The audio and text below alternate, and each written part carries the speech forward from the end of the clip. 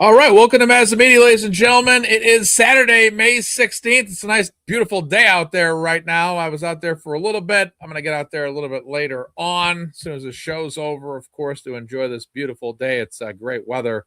It's going to be a great weather for all weekend, in fact, so it's going to be good. So still going to do a show, still want to do a show, still got some things I want to talk about today, still some topics of discussion. So we'll be going through 3 different topics at least today.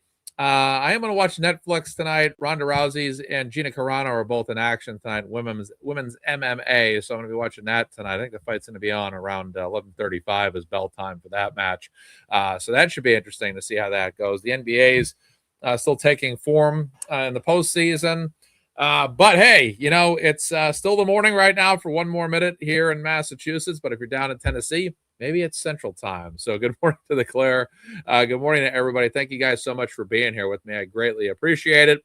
We got the red, the white, the blue color scheme going on the screen here. And again, it's going to be a very interesting show today. We're going to talk about Caidyn Reed's Lexus and that. We're going to talk about Turtleboy. It's afternoon now, a 2.5 minute. No wheezing the Jews. 2.5 minutes.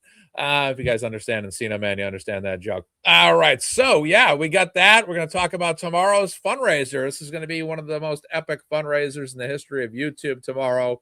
12-hour fundraiser by Turtleboy. That's Caidyn Carney, of course. He will be having a plethora of hosts, from myself to the Glare to Jess Machado to Billy Bush to Melanie Little to David Yannetti to Auntie Deb.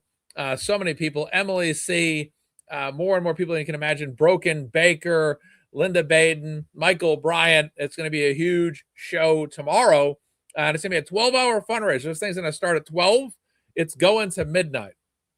It's going to be an all-day affair. So you better pack a breakfast, a lunch, and a dinner, because it's going to be a 12-hour show tomorrow live on Dr. Turtleboy's channel. And I'm happy to be able to take part in that. I'll be there at 4 o'clock tomorrow. I'll be there for 30 minutes, limited time, but I will be there for 30 minutes. It's the best I can do is 30 minutes tomorrow. So I can be there for a little bit just to participate and help out, because at the end of the day, no matter what goes on out there on the internet, no matter what arguments, disagreements happen, this is all about justice. And the fact is the same people that are going after Caidyn Reed are the same people going after Turtleboy. And regardless of whatever lines we've drawn out there, the fact is those people out there, they see Caidyn, whatever's going on out there. I don't know, but all they know is they want to stop Caidyn and Caidyn any way they can. Civil suits, whatever they want to do. That's the way it's always been, and that's all that matters. And that's why, for me, I've just stayed focused on justice, because it's all about justice. And I'm not going to allow myself to get caught up the back and forth. I don't want to do that. I think that Caidyn should be supported. I think that Caidyn Reed should be supported. And that is the bottom line. And I will never apologize for that. There is no apology. There is no apology at all. The fact is that Caidyn and Caidyn both deserve to win, and they both deserve our support. And I'm not arguing. I'm not going to apologize for that at all. That's it. That's the bottom line. I'm happy to help anybody I can in their fight for justice. And Kelsey Fitzsimmons was somebody I was also extremely happy to help. And who knows who I'll help in the future? We'll see. The hour is young. It's only 2026. There's still some time left in this body, it looks like. Not fully gray yet. We'll see. Maybe in 10 years, we'll see. But we got some time to help people out there. And that's what this is all about. What happened to Caidyn Reed was insane. It was an obvious cover-up. It was an obvious frame job. And it is clear that Caidyn Reed did not kill John O'Keefe. I'm going to say that again, because I know that half the internet on X can't get that through their thick skulls. Caidyn Reed did not kill John O'Keefe. There was a guy the other day from the anti-Caidyn Reed world that was out there saying, calling out this whole Lexus SUV auction, calling out David Yannetti. These people really think Caidyn Reed did this. And it's unbelievable that they continue to still think this, because either it's only a couple things. They're either morons, they're friends or family or people that share the same ideology as those other folks, or they're just actors. that, or maybe they're just people that hate Aiden Carney or something. I don't know. But this is something that has been debated, and more people tend to come in to find out about this, and they still take their sides. I think Karen did it. I don't think Karen did it. And you have these people out there that still insist that Karen, well, I think Karen did it. Why do you think Karen did? Well, I just don't like the way she acts. I don't like the way she reacts. It's like, stop it.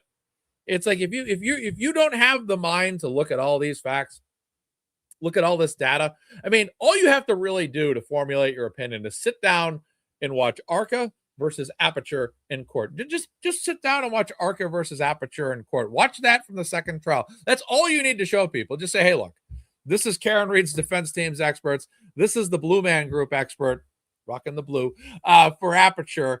Just play them that and sit down and say, how can you possibly fathom? You know, and I've had people say to me, like, people are saying to me about me out there, like, you know, Mazza really doesn't believe that Kelsey Fitzsimmons is innocent. He's someone that started following the story and didn't realize all the facts. And eventually Mazza realized he was wrong. And then when he realized he was wrong, he went too deep to back out now.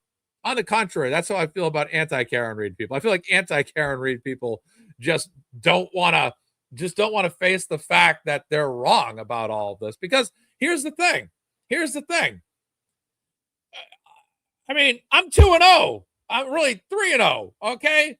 If you're a Karen and Kelsey supporter, you're 3-0. I mean, realistically, Karen Reed went through 2 trials, won them both, right? And by winning, I mean she wasn't convicted.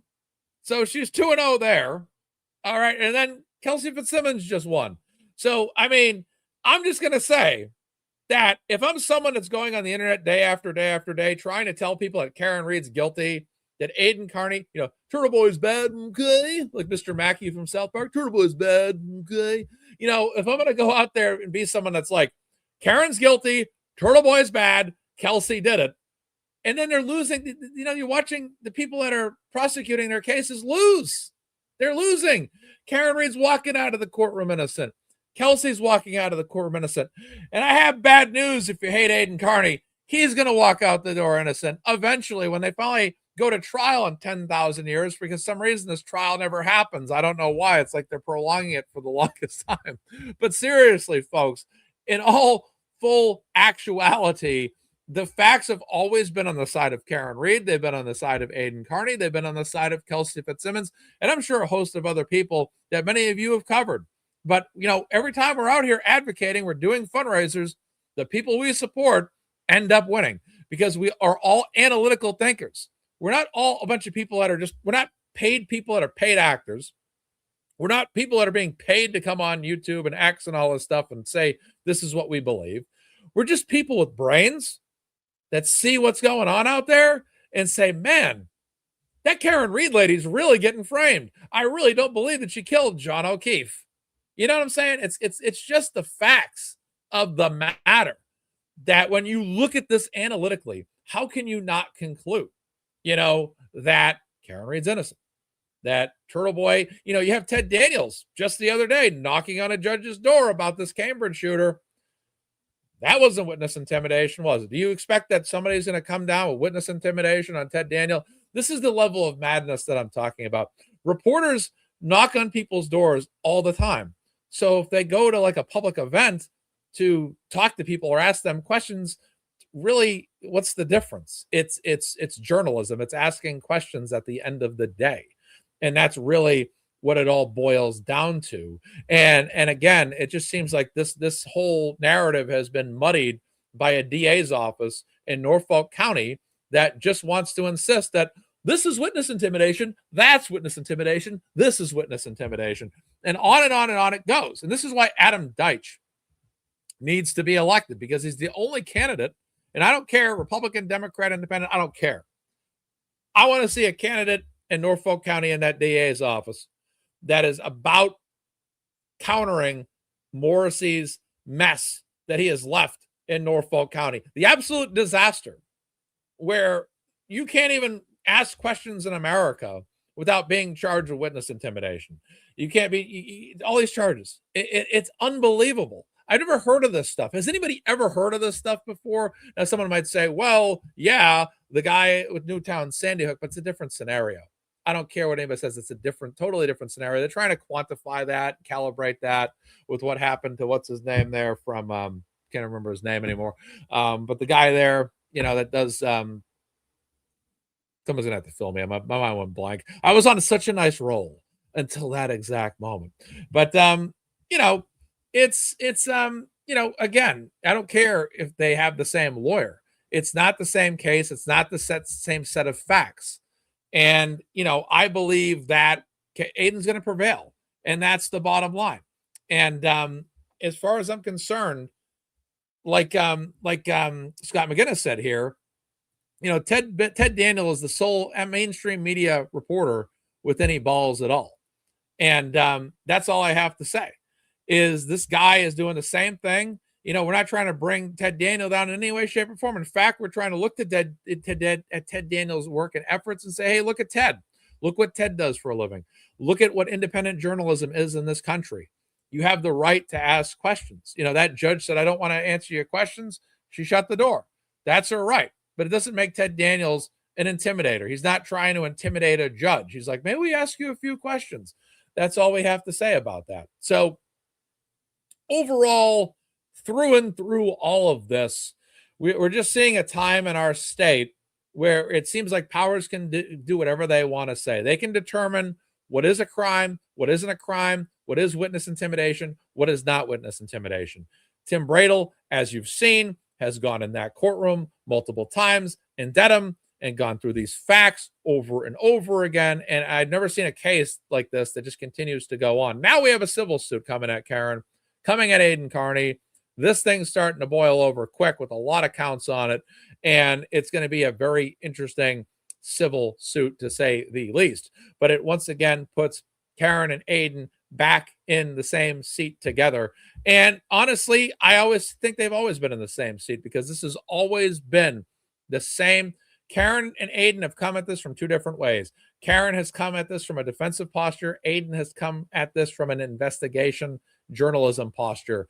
And they've both come at this story. And together, this story was amplified. This story interested people like myself. It interested people like you. Our friend the Glare, who's in the chat, this was someone that was out of state that learned about this story. Our friend Broken Baker, out of country, learned about this story, wanted to follow it, wanted to talk about it, wanted to raise awareness for it. And you have other great attorneys out there like Melanie Little, Mark Betterow, The Justice Serves, Linda and Mike, Defense Diaries, so many people. Name them away in the chat who I'm missing. So many great attorneys have come forward about this. And when you look at the people that are showing up for the fundraiser tomorrow and the people that were unable to make it, they're busy. It's okay. It's a nice weekend. People are on vacation. Not everybody can make it. We get it. But there are serious people dedicating their time tomorrow to this fundraiser that are looking to Andrea Burkhardt. Thank you. Ann Runkle. Thank you so much. The lawyer you know. I don't know if lawyer knows going to be on that show tomorrow, but Brother Counsel and his brother Counsel and brother of Brother Counsel will be there tomorrow. But these are a lot of people. These are a lot of people with some serious chops, okay? I mean, look, if you look at the list of these people, a lot of them got a lot more subs than I do, okay? I'm like normal person guest, okay? But you got a lot of great people. These are people that have been on YouTube. They're law tubers. They're experts. You got Billy Bush out there. You have a lot of great people that believe in this and believe in what's going on. And what's happening to Caidyn Carney should not happen. I mean, this guy wanted to cover a story about Karen Read, but then in turn, what ends up happening? He starts going to jail. He starts getting arrested. The very same cops that showed up at Karen's house show up at his house. And look what's happened to some of these cops since. Fired, resigned, rehomed, all over the place, all across the board. Even when you look at Canton, Massachusetts, Helena Rafferty, not a chief of police over there anymore. A lot has changed. It's been a crazy past couple of years, ladies and gentlemen. For over 4 years, Karen Read has lived in this reality. For over probably about 3 years, Caidyn's lived in this reality with being jailed, actually going to jail for 60 days throughout all of this. And it's a major issue. And my attitude is that we as people, we as Americans, we as people in Massachusetts, and if you're not from Massachusetts, you're an honorary Massachusetts person, because you know what? It doesn't have to solely be a Massachusetts issue, because this is an American issue. as well. And if you're not an American, that's okay, because this is still a freedom issue as well. So it doesn't matter how you want to look at it. Everybody that wants to support Karen, everybody that wants to support Turtleboy is absolutely welcome to do so. And if you would like to donate to them, please do so. If you would like to donate to Kelsey Fitzsimmons, please do so. Please donate to the people that you choose to support. Please donate to the people you feel need your financial help. Please share stories about what they're going through. Help everybody out. Back everybody up, because that's what this should be about. It should be about people helping out people, people supporting people, and people backing people up. And that's what this is all about. Because like we said many times over with Karen Read, anybody could be Karen Read. And look what happened to Kelsey Fitzsimmons. Kelsey Fitzsimmons was actually sent to jail by her judge, which was even worse than what had happened to Karen. And thank God that didn't happen to Karen. But it did happen to Kelsey Fitzsimmons. And that is a very, very sad thing. And it's unacceptable. It's absolutely unacceptable what's going on. We live in a state where just the other day, a guy went on a shooting spree that was actually arrested years before, but was allowed back on the streets. You know, those are people that are really hazards, not Karen Read, not Turtleboy, not Kelsey Fitzsimmons. Okay, let's be honest here. There's other people that are committing real crimes out there, not just singling out this alleged shooter or accused shooter, but other people out there as well that are committing real crimes day in and day out. These people are walking the streets free. However, yet Turtleboy is getting hit with every single crime. Karen Read still being sued civilly. Kelsey Fitzsimmons still has a few things to battle, as well as her own, in terms of potential civil suits that are coming. So it's a wild time in Massachusetts. It's a scary time. But the one thing we can all rely on is one another. And I think that's one of the most important things about fundraisers. We saw this with Karen Read fundraisers, with previous Turtleboy fundraisers, with Kelsey Fitzsimmons fundraisers, is that people were willing to show up in numbers and in droves to back up one another at all costs. And I don't think we can lose sight of the fact that regardless of whatever differences people have had over the past couple of months, it doesn't matter, because there's people in the anti-Karen Read world that want to see every single one of us fail. They want to most specifically see Karen fail and lose. They most specifically want to see Caidyn Carney fail and lose. And that is exactly what happens out there on the internet. Trust me when I say it to you. They love when we're divided, when we're among free Karen Read. They absolutely love to watch it. They probably laugh their ass off and sit there with popcorn. There's no question about it. But tomorrow is going to be a very big day. It's going to be a huge day for Caidyn Carney.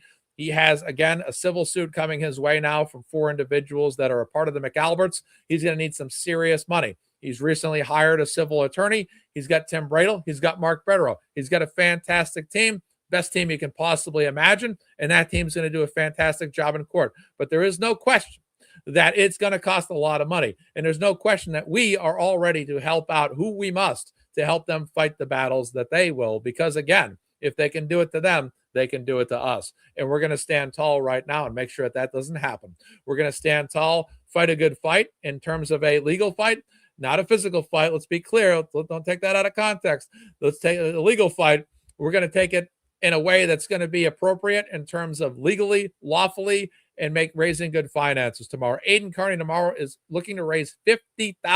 $50,000 is the goal for tomorrow. He's got 12 hours to do that.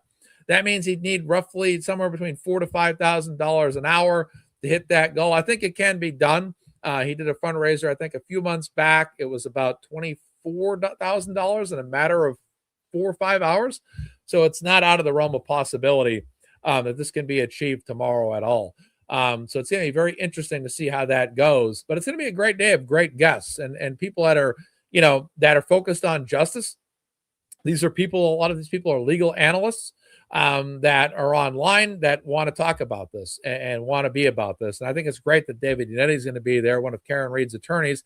He's going to be on that show and all that. So here's a great question. Are you going to track the fundraiser? I would say this, I can't, because it's too long. It's 12 hours long. That's my entire Sunday, which is difficult. I'd say if it was 4 hours, yes. If it was a 4-hour fundraiser, yes. I would do it, but a 12-hour day is going to be too much. I got a lot going on, of course, on Sundays. So there's things I got to, want to do, got to do. So it's going to be too much. I won't be able to watch all 12 hours either. I'll be on the show for 30 minutes, but I won't be able to watch the entire show either. But if it wasn't a 4-hour one, I would definitely, volunteer my time, as I did previously for Karen and Caidyn's co-fundraisers that they had a few months ago. I would definitely do that. But with the 12-hour, that's a long day. That's 12 in the afternoon and 12 the night. It's a Sunday as well. So it's going to be, by the time 8, 9 o'clock hits, I'm going to start to kind of fade out a little bit and be like, okay, I got to go back to work in the morning. But exactly. But nonetheless, the money will be raised. It will be a fantastic day. I'll probably be looking to get the exact total at the beginning at 12 o'clock to make note of that. So if I do decide to, provide updates throughout the day, maybe I could do something like that. Maybe I could provide like an occasional update through and through on my channel, not on my YouTube channel, but on my X page. I could potentially do that as well. So yeah, that should be good. But this is a big one for Aiden. This is a big fundraiser. This is important to him. This is the civil suit's going to be very intriguing. It's different in a sense. Civil suits, there's different parameters, there's different circumstances, there's different ways of looking at information. So it's going to be very interesting to see how that goes. I do like Aiden's new attorney last week on the show. I think he's going to be a good. It was Alex Jones who I was thinking about earlier in the show. Alex Jones, that's who I was thinking of. Took me 20 minutes for that to come in my head, but it arrived. It's there. So yes, that will be interesting. But I am, like I said, I'm looking forward to being a part of this show tomorrow. It'll be a very brief appearance. It'll be basically a blink and you miss it appearance by me tomorrow. But I'm looking forward to it. I will be donating too. I will be making a donation tomorrow during the stream, probably before I go on the air. That way, when I get on the air, I can say, already donated. I voted. Here's my sticker.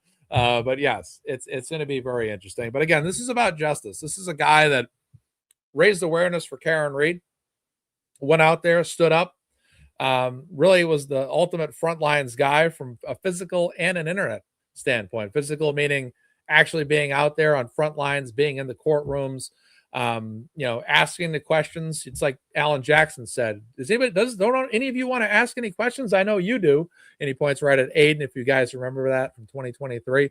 But it's going to be very interesting. It's going to be a big day tomorrow. And it's a necessary day. Look, we all have to do what we got to do to help out people, and Aiden's got to do what he needs to help himself. And this is a situation that unfortunately has made its way to him. It was kind of inevitable. We kind of all figured that Karen and Aiden would probably get hit with this lawsuit like this eventually, and so it's happened.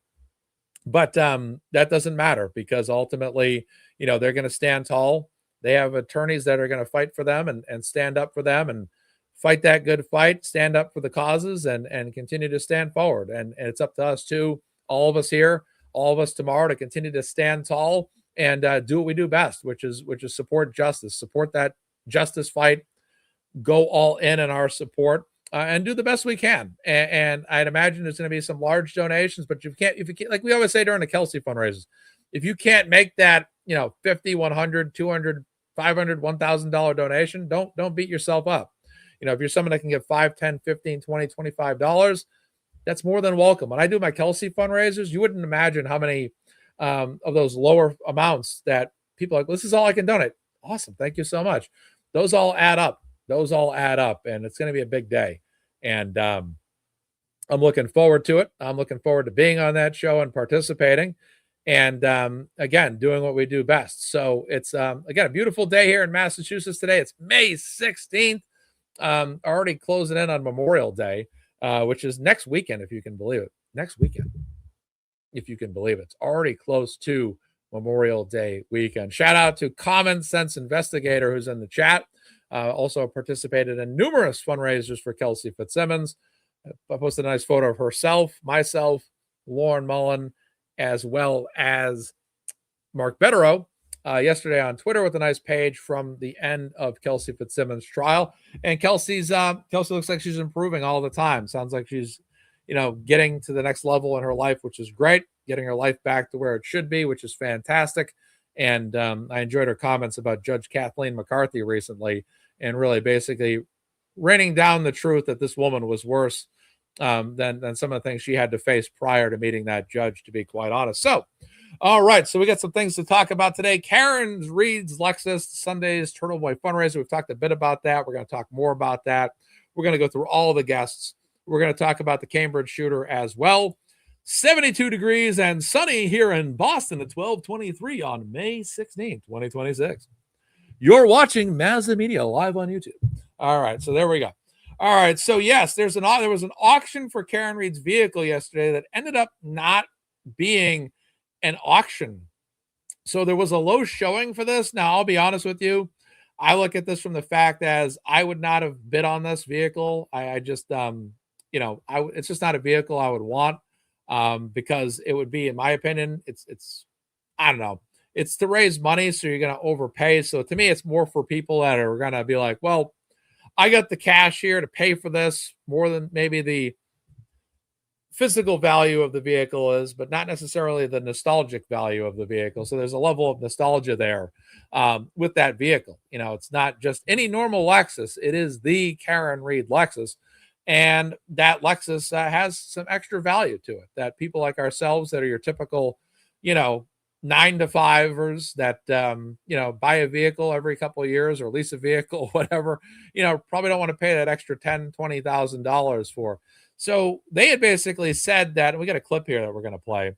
Let's add this to the stage. This is, I think her name's Emily Sweeney, and she's a TikToker, I guess, and she's on X. So she actually went there. She was there with the microphone. Looks like she had some kind of badge or press badge or whatnot. She actually went there, and this is her experience of being at the car auction. This is Karen Reed's SUV up for auction today. Yeah, that car. I would have thought this car would have been like in the pound. It's a 2021 Lexus, about 12,000 miles. I wanted to see the car, kind of bless it. We want to find the killers of John O'Keefe. He was not killed by a car. I'm kind of freaked out about that the vehicle being here and everything. I don't think her car is worth $20,000 or even close to it. I hope that it brings in money, that there are people here to pay for it, because it's a great car and it's probably going to be in the movies. Based upon the turnout that is here today, that he would be better suited to pursue that offer versus proceed forward with the auction sale here today. Thank you very much. I know that kind of really, everyone's like, there's going to be an auction today. And then they're like, well, actually, there's no auction today because of a low turnout. So that ended up, being interesting there. So I don't know what went on there, but they decided because of low turnout. I don't know why they just didn't settle. I guess he said because of a low turnout, they would have been better served to just sell the vehicle privately, which is kind of interesting to me, because isn't that technically like a bid or an auction anyways? I mean, if 5 people say, well, I'd like to buy the vehicle from you personally, this is what I'm offering. It's same time. It's like, can't you just set a floor for that auction? Like, okay, we want at least 50,000. Why can't you just do that? But for some reason, they decided to not do the auction due to citing low turnout, unless somebody just walked in that door and said, hey, I have all this money I'm going to pay. But at the same time, why not just let it go to auction? I don't get it. It doesn't make much sense to me. I don't know what to tell you. So, surprising turn of events, the auction didn't happen. The owner of the vehicle got an offer. Apparently, he couldn't refuse. It's interesting, though, because why not test the waters and say, unless that guy walked up and said, hey, here's the deal. I'm going to pay you 125 smackaroos right here and take it or leave it. And if you don't take it or leave it, I'm walking out the door. And the auctioneer might have thought, well, I don't know if we're going to get that kind of money. Maybe we ought to just sell the vehicle off to this guy. I don't know. But that's interesting what happened. Now, unless the guy walked in with like, $1 million, I'm offering you $1 million. Okay, $1 million. But that's interesting. He thought it would be bigger than anything he'd get at Howie Carr was promoting it. You see Howie Carr the auction. We don't know who the buyer is or how much the car went for, but we'll be following up. That's interesting. So that's what happened there. That was interesting video by Emily Sweeney on TikTok and on X. But yeah, that was that's interesting how that turned out. Again, that must have been that somebody. All I'll say is this: somebody must have had a lot of cash and said, "This is what we're willing to pay." And we're not gonna bid for it at auction. So this is what we're here to tell you. We're gonna pay this kind of money. You can take it or leave it right now, but you will not see us bidding this amount in this auction. It's up to you to decide if you want to accept this money, or if you think someone else is going to offer the money that I'm offering you right now. You got that choice. Take it or leave it. That might have been how it went. I don't know. I'm speculating, but that's extremely interesting. Yeah, I know. Her face was all of us, man. It's like, what the heck? Someone says it's actually not all that strange. He says it's actually not all that strange, says Prince of Wales. All right, that's interesting. Yeah, but I don't know. Someone must have went in there and got ahead of the line and said, hey, I don't know. Linda Baden brought up maybe if maybe a motion would be filed to hold funds of the sale of the Lexus until a civil case is over. Wonder if some legal aspect like that played in. You wonder. Emma from Hawaii makes that remark. Yeah, I don't know. That's what I was hearing too last night. I heard that Ernie Bach bought it. That was the rumor I was hearing. That's the rumor that I heard last night too. Yeah, that's exactly. Bailey's saying that as well. You know, that's a rumor right now. That would not be unlikely. What's his name? You know, I think Brock's bought a few other things in the past. So that's interesting. So we'll see how that goes. But yeah, that vehicle is for sale. Like I said, I wouldn't have bought it because that vehicle's not, I mean, when you're bidding on a vehicle like that at auction, that's not, you know, when cars, like you see like those ritzy cars, those collector cars that are being auctioned, those cars are going for value plus. You know, it's more like a collector's thing at that particular point. You're not Ernie Bach Jr., everything you're looking for. He's a major car dealer in the state of Massachusetts. Ernie Bach Jr. So yeah, he has his own song and his commercials as well. Yeah, he owns a lot of them. He's like Herb Chambers, you know, another big car dealer is Herb Chambers. There's a few others out there in the state that, you know, are big time, own a lot of dealerships, have plenty of money to buy vehicles like this. But yeah, I mean, you see like a 68 Mustang go to auction. You're not paying value for an auction vehicle. You're paying value plus whatever else. Tracy V's in the house. What's going on, Tracy? Yeah, I mean, you gotta pay more for it. So you have to have pockets that are deep, because if you want that old Supernova, you got to pay money for it. If you want that old Camaro, you're gonna have to pay for it. If you want that 1950s Chevy, you're gonna have to pay extra for it. So this is actually my air conditioning stick here. I randomly started holding during the show. Random things happen. I don't know. I don't even know how to explain it. But yeah, Ernie Bach Jr., come on down. You've won the Karen Reed vehicle. But yeah, that would be interesting if he bought it. That would make sense. I mean, I could absolutely believe he bought it. I mean, that's kind of what's being thrown around right now. So that will be interesting. Prince of Wales says, Mazza, you're a good guy. I don't care what Nurse Kim says about you. Just so you guys know about Prince of Wales, this is kind of his humor style. He'll say, I don't care what the Glare says about you. I don't care what Broken Baker says about you. This is all just comedy. So Nurse Kim has said nothing bad. Some of the mods are like, stop it, Prince of Wales. But thank you for the super chat. $4.99. Thank you so much. We do thank you for that. We'll leave it up on the screen for you for a few moments as well. Yeah, the AC, an emotional support AC clicker was in my hands. Exactly. This is the time of the year where I need to turn the fan up from a distance and all that. Yeah, I finally picked up on your humor style. Exactly. So that's for sure. Exactly. So that's funny. Everybody knows him. Everybody knows his real name. And Nurse Kim's a Mazza fan. She calls me the Mighty Wing King. Was it the Wing King? I was thinking about getting some t-shirts going here soon. I don't know if people would actually buy my t-shirts, but it'd be like, Mazza has a t-shirt store that sold 2 t-shirts so far in 2 weeks. Mazza, please try harder. That's good. I don't know if my t-shirts would actually sell. I don't know. People have asked me about t-shirt store in the past, and I'm like, are we sure that's actually going to sell? You know, I'm like, I don't know. I don't know. People have to tell me if they actually want Mazza t-shirts. Someone's like, yes, we will buy. Well, thank you so much. I appreciate that. All right. So we'll be good here. All right. Good. So yeah, I mean, that auction was interesting. It looks like they repaired the vehicle very nicely. I mean, the vehicle was not in bad shape at all. Obviously, you know, the condition Is Karen Reed's I mean, it looks like it's completely, not that it was ever in any bad state, because I mean, look, most of the damage, about 12,000. all the damage sustained by this vehicle was basically when she backed into John O'Keefe's vehicle at One Meadow Lane, right? And then that was where the taillight was cracked. The rest of the damage to the vehicle was actually done by the Massachusetts State Police in an inverted Sally port, where they actually butchered the thing with a hammer. You know, that's basically what ended up happening. So people will buy Mazza. Thank you so much. Appreciate it. They'll buy Mazza t-shirts, you mean. I'm just teasing. Thank you so much, Legal Tubes. Thank you. All right, perfect. But yeah, this is a vehicle that's in pretty good shape. I mean, despite all the damage it sustained, not at 34 Fairview Road, but of course at Sallyport, that's where all the damage was sustained. But the vehicle looks like it's in pretty good condition, of course. So it doesn't look bad there at all. But again, I don't think her car is worth 20,000 or even close to it. I hope I remember her. I remember this lady. Hope that it brings Very nice woman. I met her in 2024. I remember meeting her outside of the court when it was basically it was color war days. It was the battle of the blue shirts and the pink shirts in Dedham, Massachusetts, for a hearing in August of 2024. I remember meeting her out there. Very nice lady. One of the blue shirts actually tried getting in her face one time, which was absolutely ridiculous. It was that big guy in the blue shirt with the hat. They were calling him Low T.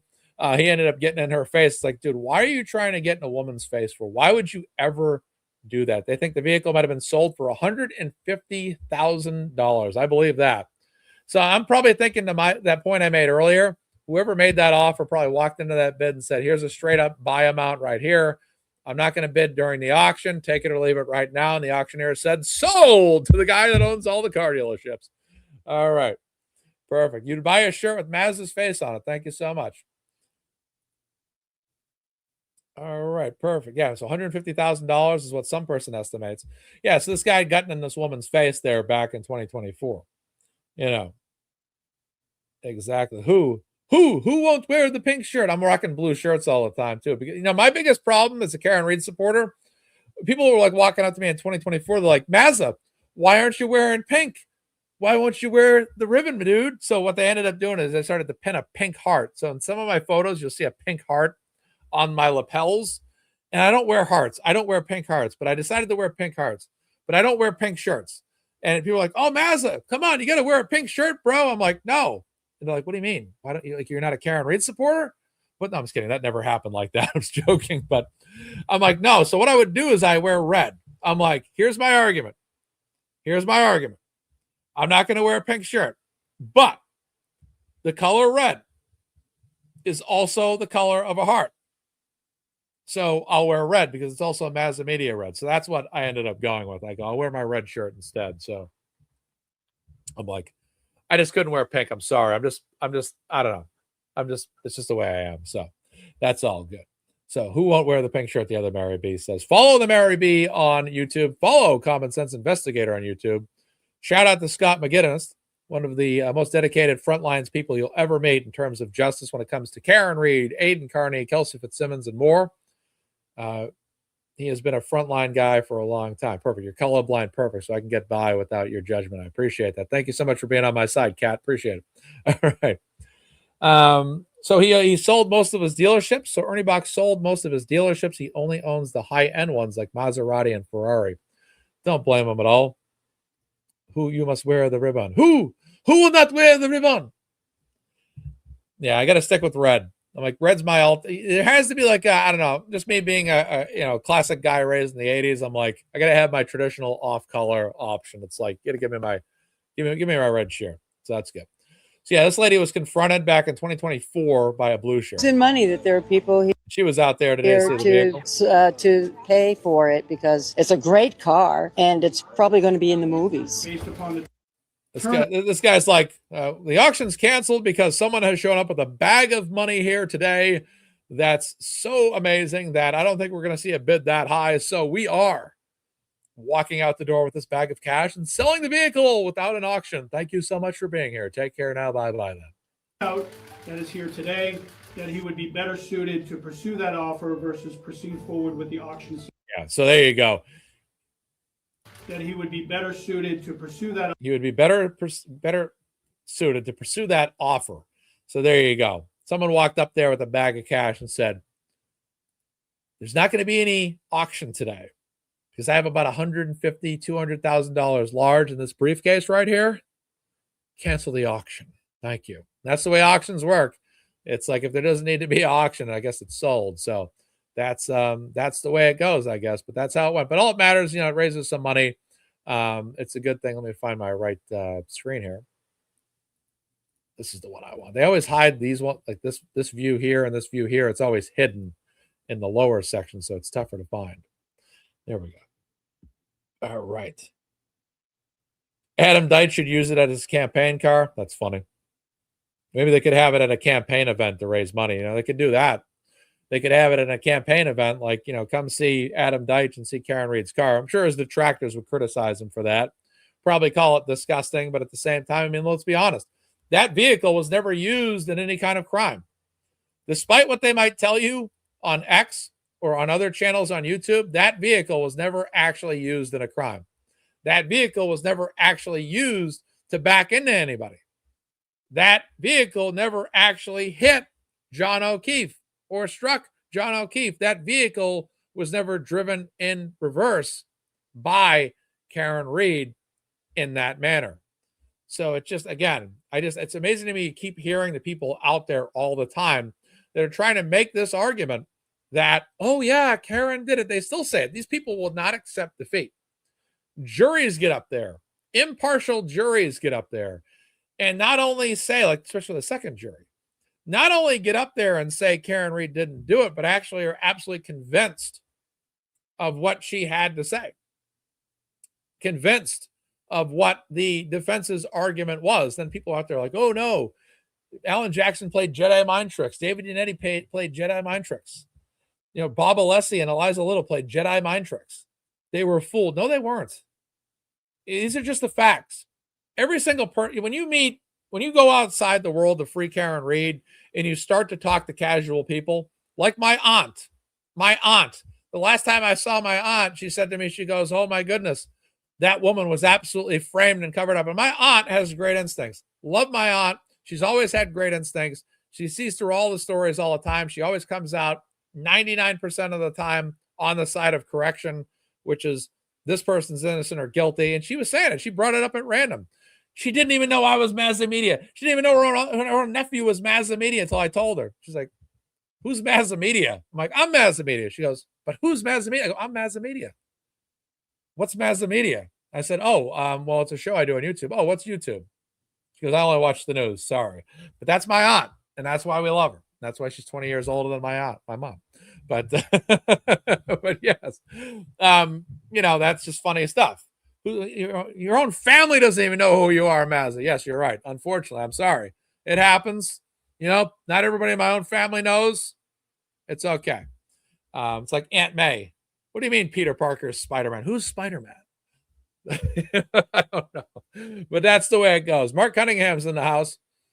Exactly. Hey, don't underestimate this aunt of mine, okay? She's a wonderful woman, but she hates you too. She goes, we didn't even know you were a Mazza. Exactly. Jessica, I don't even know who MazzaMedia is. Who the hell is MazzaMedia? All right, who is that guy? Who is he? Who are these people? To quote Jerry Seinfeld. Yeah, but she was funny. But she was like, when she heard about like myself and all these other people had helped her, she couldn't believe it because she goes, I saw all these people on the news in pink shirts, and she goes, she was passionate. My aunt was just like every woman in the Karen Reed movement that passionately believed in Karen Reed's innocence. Just like that. Like, this woman got screwed over. What they did to her was wrong. They were a bunch of assholes, righteous anger. It was amazing. Unbelievable. Yeah. Former sports and movies YouTube turned fundraiser master, the Mazza. Exactly. We're going to get to the Caidyn Carney fundraiser again in a few moments, and we're going to end up talking about that. Who are these people? Exactly. So we're good. I'm pumped up today. Yeah, it's an energetic day. It's 72 degrees, 75 degrees, whatever it is out there. It's warm. It's sunny. It's a beautiful day. And I had chicken wings last night.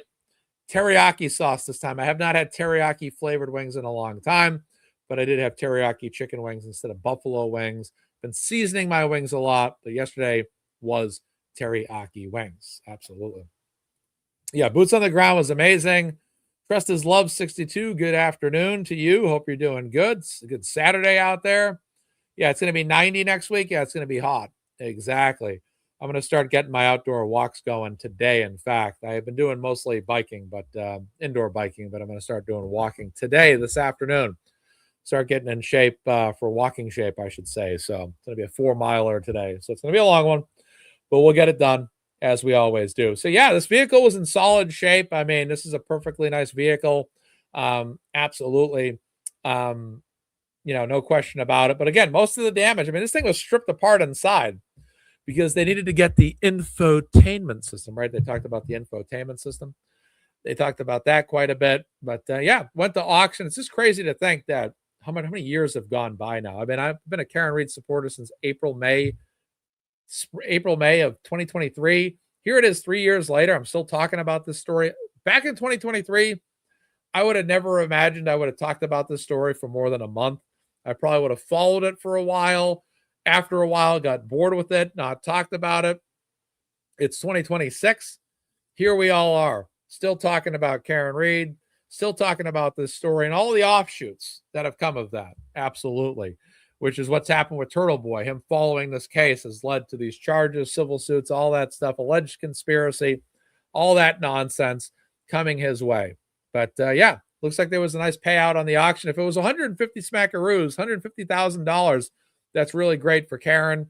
84 degrees where objection, your honor, is at right now. Wow.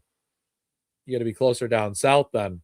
But yeah, the story is still going on. This is a civil case, that Karen's involved in, that Turtleboy's involved in, going multiple different ways. Karen versus the McAlberts, Karen versus the McKeefs, Karen versus the McAlberts, I should say, and the McAlberts versus Karen and Aiden. It's going a lot of different ways.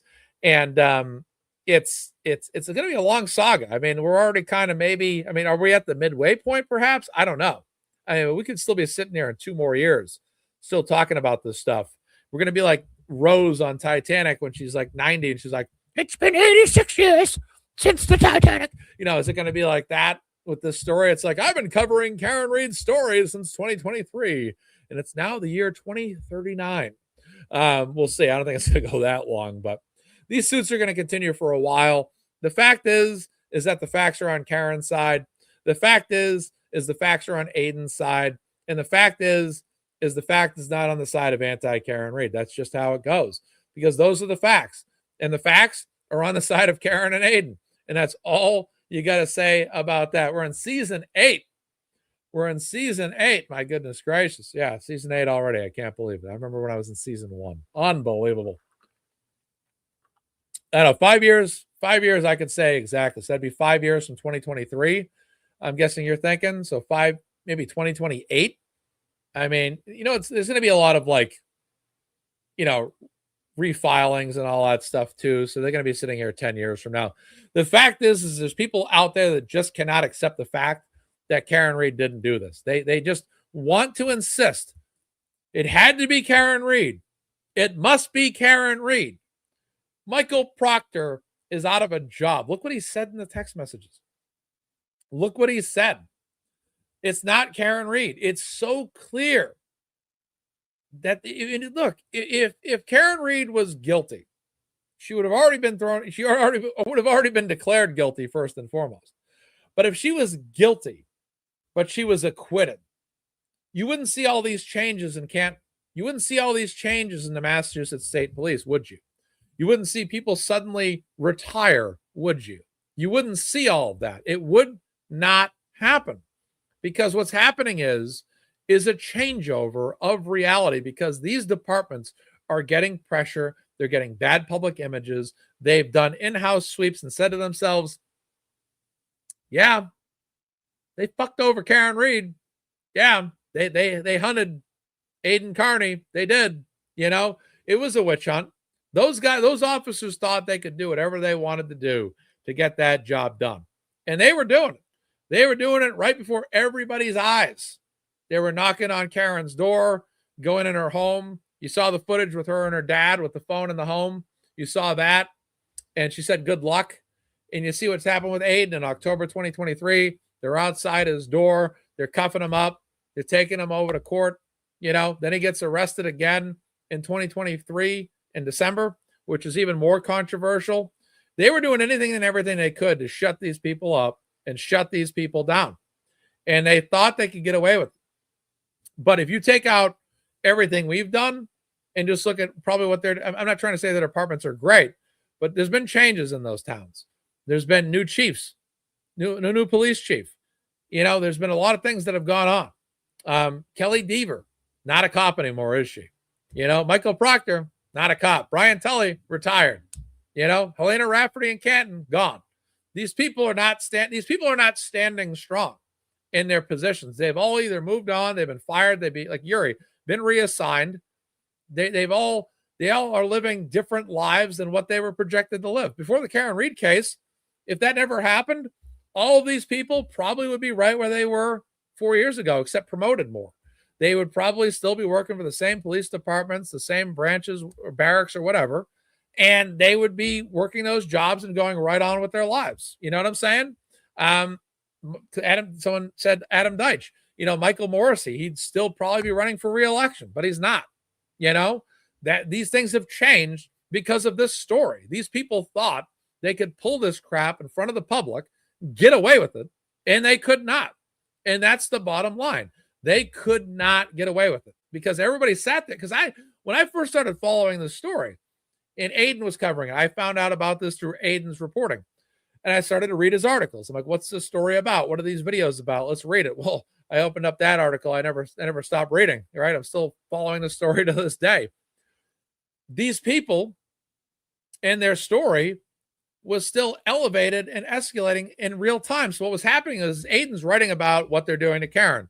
It's a cover-up because, it's a frame job because, this happened because, right? And then in real time, you're actually seeing Massachusetts state police officers, the same people that arrested Karen, a lot of them, showing up at the door to arrest Aiden, arresting him again 3 months later, doing everything they can to make an arrest and shut him down.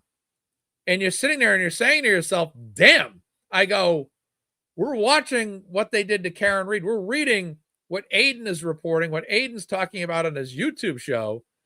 It's now escalating into a guy that is a YouTuber, a journalist, a, you know, whatever we want to call him. It's multiple terms you can say.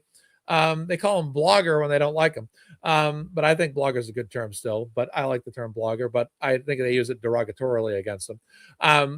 So that's why I don't use it. But a journalist, you know, investigator, YouTuber, content creator, whatever, this guy's covering the story. And in real time, these cops are showing up at his house. They're handcuffing him. Well, his kids are on the bus and can probably look out the back of the bus, and all their friends are asking him what's happening. They're hauling the guy off to jail. They arrest him a second time. And that's, for me, as a supporter of justice and a supporter of Karen and a supporter of Aiden, this is why I've always fought to just keep my focus on the justice aspect of all of this. Because at the end of the day, it doesn't matter what else goes on out there, whatever relationships, friendships, alliances, whatever the hell's happened, I don't care. Because at the end of the day, these people went after Karen and they went after Aiden. And they both got arrested at some point. And they're both being sued civilly. They're both in a lot of battles. Aiden's still fighting charges. And this is all because he wanted to do some reporting. The same reporting that Ted Daniel from Boston 25 can go right up to a judge's house, knock on a judge's door and ask her a few questions about a Cambridge shooter. That's not witness intimidation. That's not judicial intimidation. It's a reporter asking questions at somebody's door, which is freedom of the press, right? So that's that. I look at this stuff. I've just never heard of this before, you know. And then the internet's like, oh yeah, all you content creators are going down. They arrested Aiden Carney. Now we're going after Mazza. We're going after this guy, that guy, this guy, this guy. We're going to arrest all you content creators. You're all going to jail. You're all getting charged with witness. That's all the anti-Karen Reeds did it. And that the anti-Karen Reed people did online. And that's what they're doing again now. Once that civil suit came out, they're going after Mazza. They're going after Nurse Kim. They're going after this person. They're going after Blair. They're going after, it was like, stop it. Okay. You guys just want to see your will be done is what you want to see. But in reality, they're targeting Karen and Aiden, which is what this has always been about. They don't like Karen and Aiden. They're trying to suppress the public image that Karen and Aiden were right, because there's people out there, they don't like it. And I'm not talking about necessarily people that are suing. I'm talking about everyone that's anti-Karen Reed collectively. They don't like the fact that Karen and Aiden turned the tables. They tried to frame Karen Reed. They tried to cover it up. They don't like the fact that she worked with Aiden Carney work with him together to get, discuss of the stuff that went on, which is basically, this is what happened. This is my story. This is what happened. And then from there, Aiden went out and he started to talk about this stuff and cover the stories and find leads and talk about that stuff. They went out there, on different paths. Karen to defend herself, Aiden to investigate what's going on. What's the story about? What's happened here? What's really happened to Karen Read? What really happened to John O'Keefe? That's what ended up happening. And which is all legal, right? You have the legal ability to do anything. And these people thought they could suppress Karen, get her to get a plea deal, get her to kneel down and surrender, and they would win. And she fought back. And she had a backing of so many people, it had to shut down a street in Dedham outside the courthouse and the registry of deeds by the state police, by the way. And this thing escalated so big that it was a massive, massive moment in American history as well, that people fought for rights against oppression, against what we perceive to be lies. And I believe Karen Read's innocent. Unapologetically, Karen Read's innocent. I don't believe Karen Read did this. She did not do this at all. And those are the facts. And Aiden did journalism. Aiden's an independent journalist. Bottom line, he's an independent journalist. That's it. Ted Daniels knocked on the door the other day of a judge's house. Hi, I'm Ted Daniels, Your Honor. Can we ask you a few questions? It's called journalism. It's as old as American history. It's the bottom line. You get freedom of the press in this country. And I just feel like Karen and Aiden did such a great job of flipping the dynamic as individuals to get this story out there. Karen Read in court, Aiden on his own time and his journalism, being in court, reporting it, that it inspired the internet. How many people have YouTube shows? I had a YouTube show for years. For years. I opened up my YouTube, I don't know, 2011. I started posting random videos. Then I shut all these videos down now, but then I started to do weekly sports and movies shows every Thursday night at 8 o'clock in 2018 from Super Bowl 53 when the Patriots played the Rams. I've been doing shows every week since, but I did about 4 years worth of my own shows, maybe 5 years of my own shows, weekly shows. They're about sports and movies.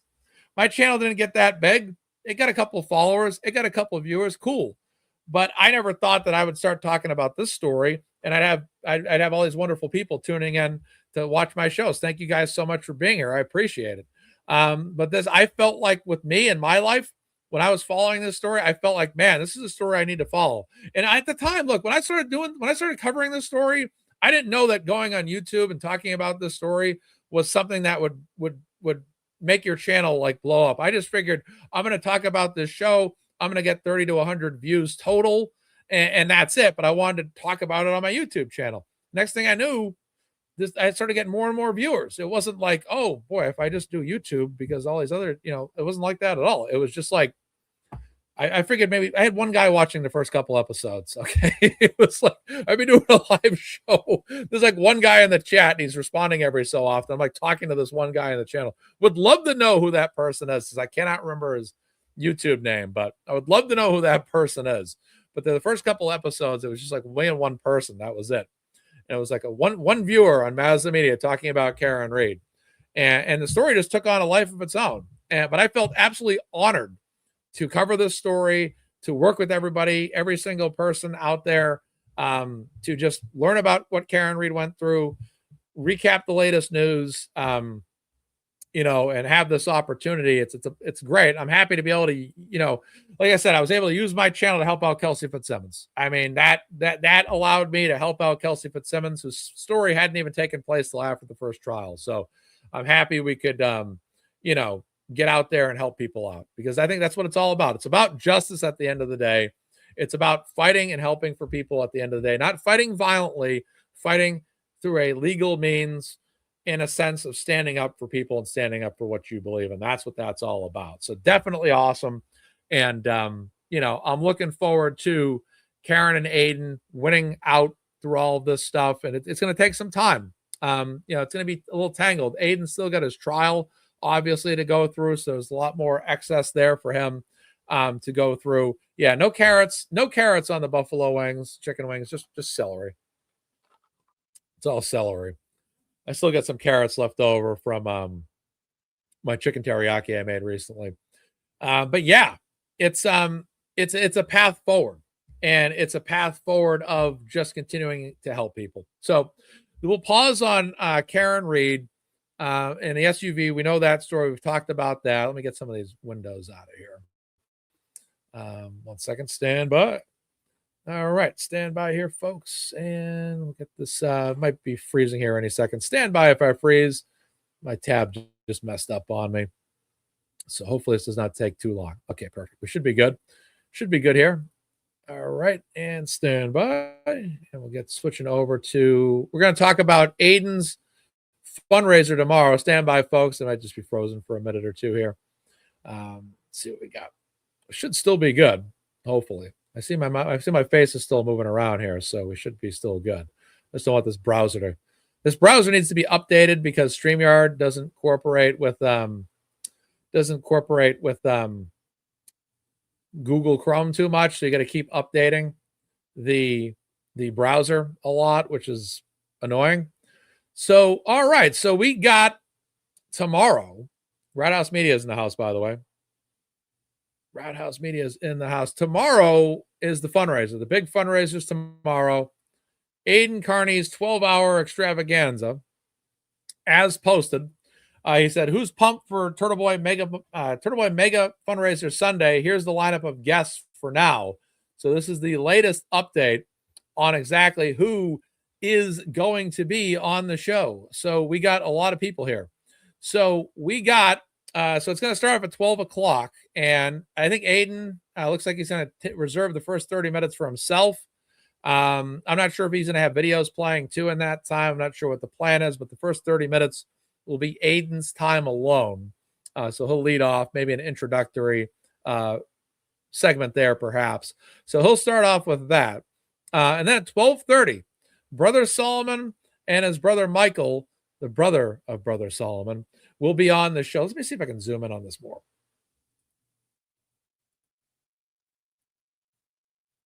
How's that look? Better. All right, good. So, yes, we got Brother Solomon and his brother. Now, these guys usually go early on Sundays on their own show, which is great. So that's a good time for them. It must have been interesting for Aiden to, reach out to all these people, but also coordinate, like times and everything. It's almost like a parent-teacher conference.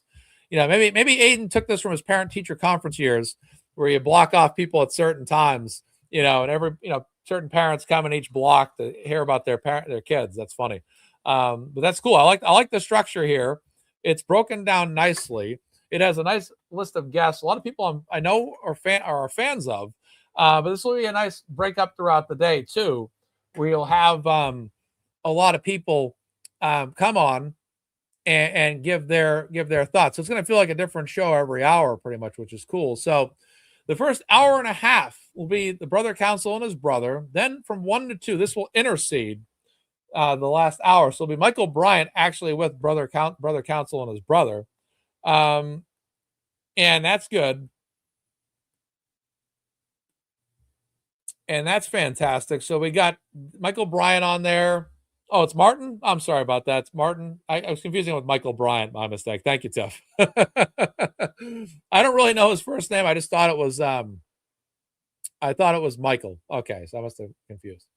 All right. So we got Michael Bryant joining them from 1 to 2. Then from 2 to 3, Loophole Lawyer and Samantha Benigno. I'm not too familiar. I've heard of her name, but I'm not too familiar with her. But Loophole Lawyer, I just started following him more regularly lately. I like his channel a lot. I like his short, quick-witted videos. He has a lot to say and a nice big punch of time, which is awesome.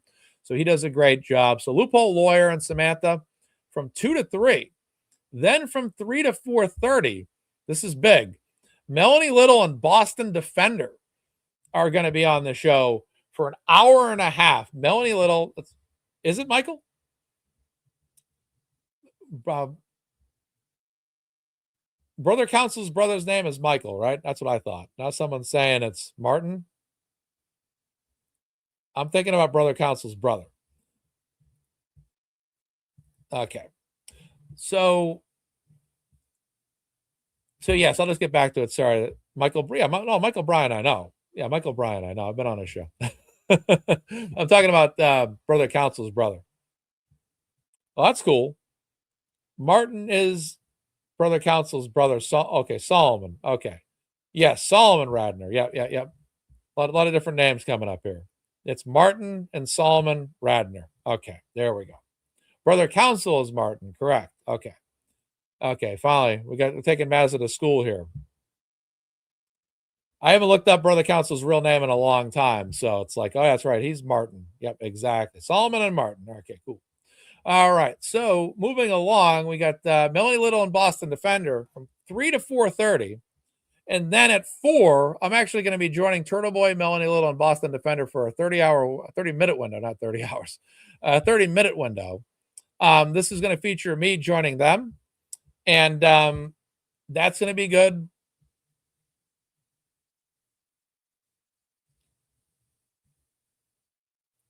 Stand by for a second. I'm starting to get, the chat's really starting to confuse me. I love you guys, but what's happening is that people are starting to say that the schedule is different. So I'm hearing that now Betero is going to be on. So now I'm having to check for updates. 1 second. I'm just getting really thrown off by this post now. And I'm looking at the comments and I'm saying, this time that person's going to be on. Then someone's saying, well, no, Betero is going to be there. So I have to go back now and look at this schedule because has this schedule been updated since this post yesterday? Is my next question. Because I'm starting to read a lot of it's Yannetti. Yeah, it's Yannetti. Yeah, it's just a lot of occasionally I'm seeing some posts thrown around and people are saying like it's Melanie and Betero, but it's Melanie and Yannetti though, according to what's listed. Yeah, that's what's written. Yeah, exactly. So I just I said I'm getting a little confused by the some of the comments are throwing me off. Well, what's happening is it's making me think that this has been updated and I'm not looking at the most up-to-date list.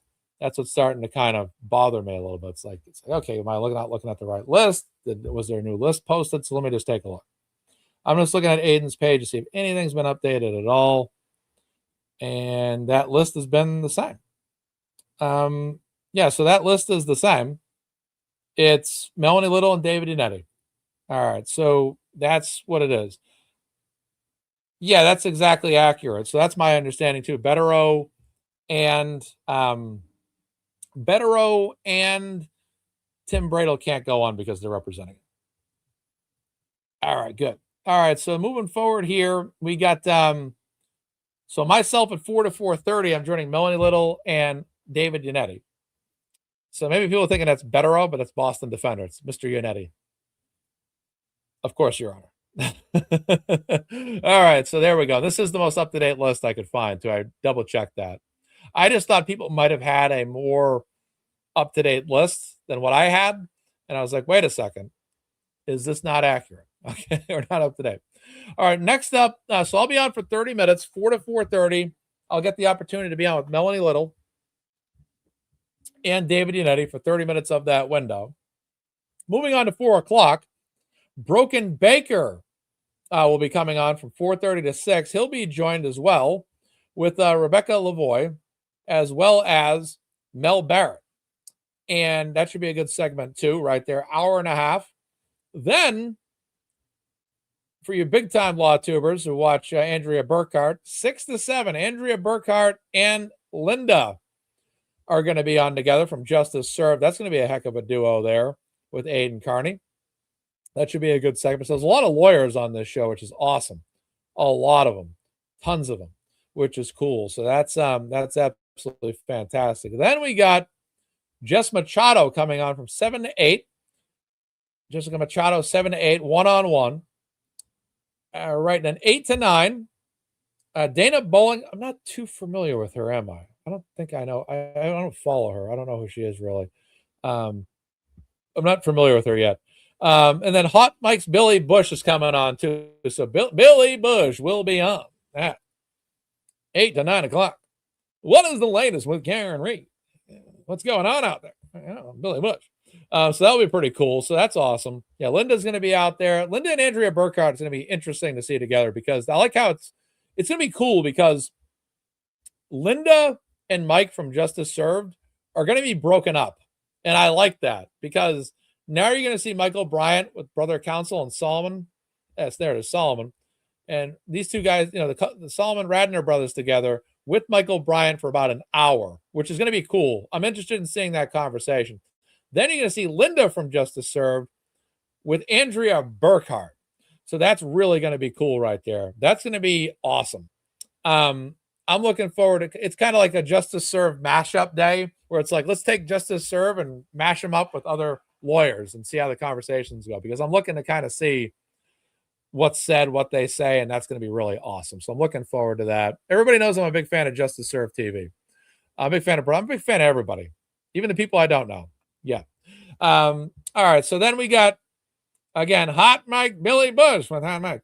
They're joining 8 to 9. Then for comedy, it's Saturday Night Live hour.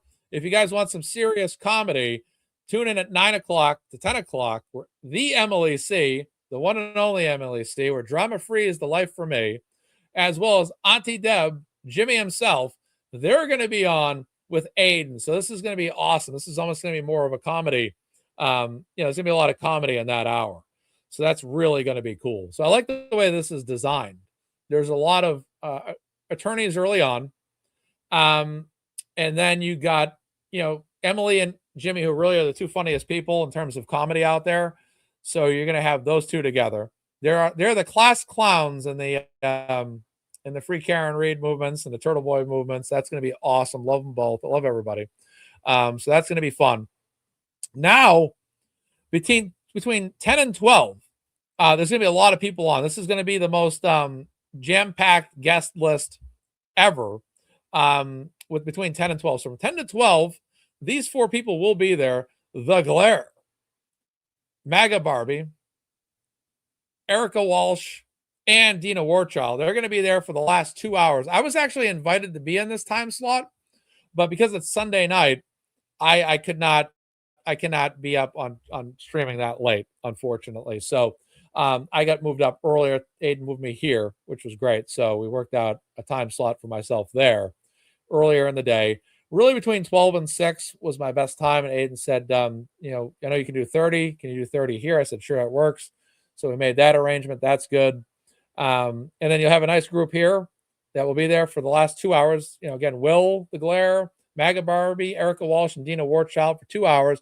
They're going to be joined at 10:30 to 12 with Moesk. I've never seen her in person or on camera before, so she'll be there. We'll see if she's on camera. And then Tommy CPU, Tom DeRosier, the man with all the footage, the guy that's been basically the biggest documenter of all these cases and trials, he's going to be on there as well, which is great. Now, there's rumors Boston Mike might be on, so I'm not sure if Boston Mike will be joining. So really from 10:30 to 12, there's going to be lots of guests on, which will be really cool. And then getting into the last hour, more guests are going to jump in. The other Mary B, who is in the chat, I almost bet I can find a comment from her right there.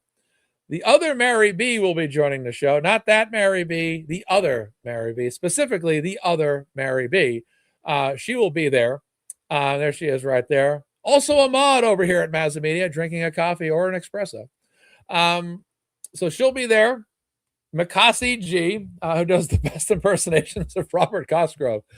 Former specially appointed prosecutor Robert Cosgrove, ladies and gentlemen. It's like when you watch The Glare. My favorite part. It's always funny when you watch The Glare and he'll take calls and then all of a sudden, hello, Will Glare. And he's like, specially appointed prosecutor Robert Cosgrove, ladies and gentlemen.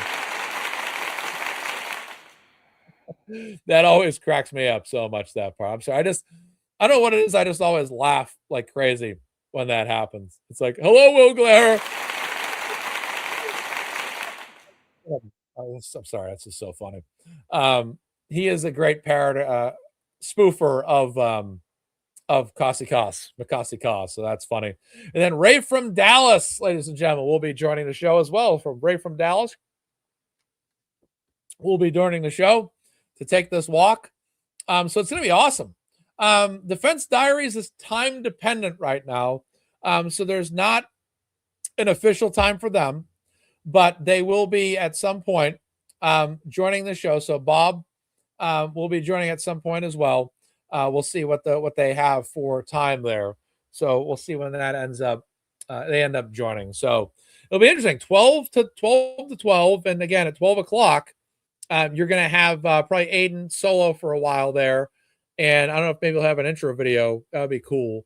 And then it'll be interesting to see how things go. So it's gonna be a great day. I mean, it's gonna be a nice jam-packed day. Plenty to watch all day long. And try not to miss. I'm gonna try to watch as much of this as I can, but obviously at times I'm gonna have to get away from all that. So that that will be what I'll try to do. Amy is Moesque, yeah. Yep, exactly. Yeah, so it'll be good. It will be good. I'll be there for 30 minutes, which will be awesome. Looking forward, and all that. So that will be good. People are asking about Amy. Oh, right here. Yeah, Amy is Moesque. Yes, right there. That's Amy Moesque. Yep, and Tommy is CPU. Tommy's done so much stuff on the ground. I mean, he's been one of the ultimate boots on the ground people, obviously, with all the recording and all that, which has been fantastic over the years. So it's gonna be a great group. I mean, it's well rounded. Most of these people are familiar to me, which is great. Some people might even know more of these people than I do, which is fantastic. But it's gonna be great guests. Nice breakup here. Like pretty much every hour, you're looking at new guests or a total changeover of guests, which is going to be fantastic. So I'm looking forward to this. It's going to be a great show. I don't know if I want to be up all the way to the late parts, but we'll see. But it's going to be interesting. It's going to be interesting to see how the conversations change throughout the day. I'm interested in knowing if Aiden will have a similar question for each attorney that comes on his show. Will he ask, like, for example, like maybe like a particular question or two to each attorney, so every attorney gets the same question? I'm wondering if he has any plans to ask anything specific that's of curiosity to him. Like how many times have you guys seen it happen? Seen something like this happen to someone? I'm sure he's asked that hundreds of times, but I'm intrigued to see some of Aiden's questions. And I'm looking to see if he might repeat those questions to some of the attorneys throughout the show, like Brother Counsel, obviously, Linda Kenny, other people as well. Now, it looks like from the second half on, I think Moesque might be the only attorney in the second half of the day. So from 12 to 7, it's going to be very predominant with attorneys. And then afterwards, I think everybody else is either a content creator. I think it's mostly content creators afterwards, except for Moesque. I think she might be the only attorney. And then at Defense Diaries pop in the second half. So it's very nicely broken up. I like the breakup here. Mostly attorneys. Then myself, Broken Baker, and a few others are going to be mixed in as well. So it's nice. There's going to be a lot of variety of people, which is great. That's going to be awesome. You're going to see attorneys. You're going to see content creators. You're going to see boots on the ground. You're going to see great people throughout this entire show. So it's going to be great. Aiden wrote in this article, he said, thank you for all the support. Fighting both a civil lawsuit and criminal charges brought upon me by the people who are mad that I exposed their involvement in the cover-up of a murder and subsequent framing of an innocent woman is extremely expensive. I never would have been able to afford to defend myself on my own, which is why I appreciate and value everyone who has donated and supported me along the way. My fight is your fight, just like Karen's fight was our fight. If they can do this to one person, they can do this to all of us. We didn't let it happen to Karen, and we're not going to let it happen to me. I agree.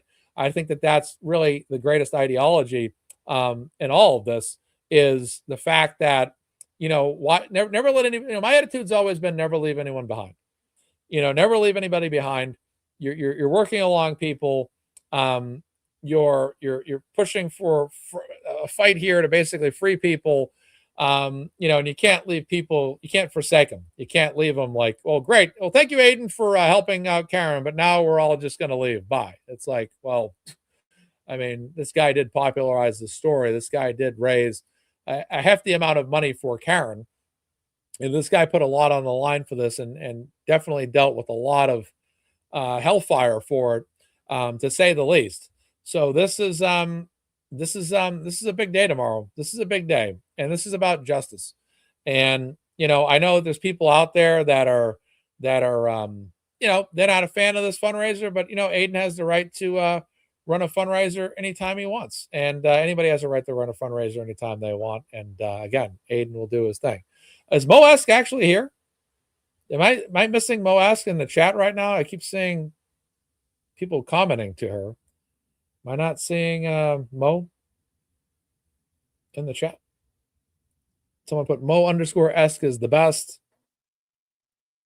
I think they're just listing her name that way particularly. Okay, I think that's what's happening. I think I'm getting confused. Thank you so much, Mama. Mama of a medic. Thank you. Kelly throws up her purple hearts for Karen, or turtle hearts, or turtle emojis for Aiden. You just got here. Thank you for joining us. Moesk is _. Yeah, I know what you mean. Yeah, thank you. Now I figured it out. I was getting a little boomer for a while there, Mary B. I got a little boomer and all that. So yeah, definitely got a little boomerish there for a moment or two, which is funny. So yeah, she's under a new alias. I got you. Okay, cool. All right, that's good. Yeah, I'm looking forward to this fundraiser. It's gonna be good. Aiden also has the golfing outing coming up as well. I don't know if I'm gonna be able to make it though, so I'll have to look back into that later in the summer. We'll figure it out, but we'll see. Can Mazza do a donation count like December, counting Turtleboy and Twisted Tragedies? I think you meant Karen, Reed, and Turtleboy's fundraisers. I am not going to be able to do that. It's going to be very enduring to do that for 12 hours. So that's going to be very tough to do. It's one of those things that when you start it, you want to do it all the way through and finish it out. And that's one of the things I want to do, but I'm not going to be able to do 12 hours of that. It's going to be tough to do that. It's going to be exhausting. It's going to be a lot of refreshing the page. No, Twisted Tragedy is doing her own fundraiser at the same time. Oh, I got you. So wait a second. Twisted Tragedies is doing a fundraiser for who? The McAlberts? I need some information on this immediately. Hold on. Tell me what you got here, Home Slice 705. Tell me what you got. Wait a second. What? I gotta get some information on this. Hold on. I don't think that was actually a joke that Kelly made. I think that was an actual question. Yeah, I'm not 12 hours herself. You don't know. I don't know. Maybe it's just a joke. I don't know. Yeah, I'm not going to be able to do an official account. I'm sorry, folks. If it was 4 hours, I could definitely put the time in on that. But for 12 hours, that's my entire Sunday. It's going to be. I got plenty of stuff I got to do too. You know, it's going to be tough to do that. I mean, in a perfect world, I'd love to do it. You know, I wish I could have some kind of a automated way of doing it, where I could somehow get the data to keep populating and keep feeding, but it would involve constant refreshing. So there's just no way of doing that I'm aware of. But it would be, yeah. You imagine Twisted Tragedies doing a fundraiser for herself, just like, oh my goodness gracious. A cotton candy machine. Yeah, I wish I could automate. When I did the one for Karen and Aiden, I'm literally like refreshing the pages every so often and manually updating those numbers. And that gets exhausting after 3 or 4 hours. Believe me, it's a lot of work. It's enduring. I think by hour 3, I was like, I'm not sure if I can continue to find the strength. No, I'm just kidding. But no, it's tough to do that for 12 hours for sure. But I might just grab the number at the beginning and Darth Vader, stop. Stop.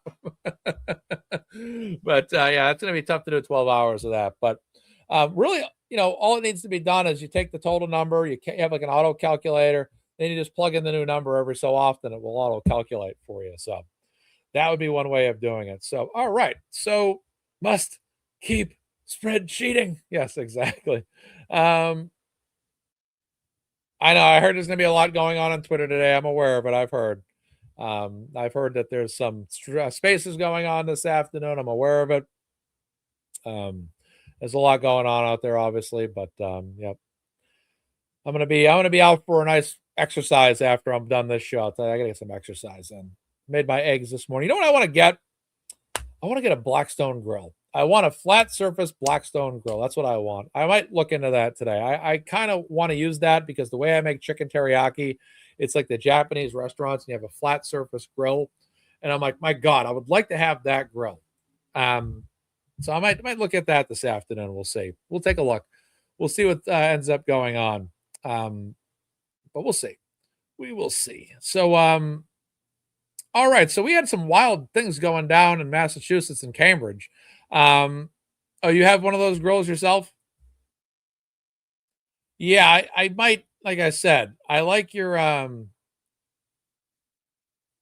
like their flat grill style a lot.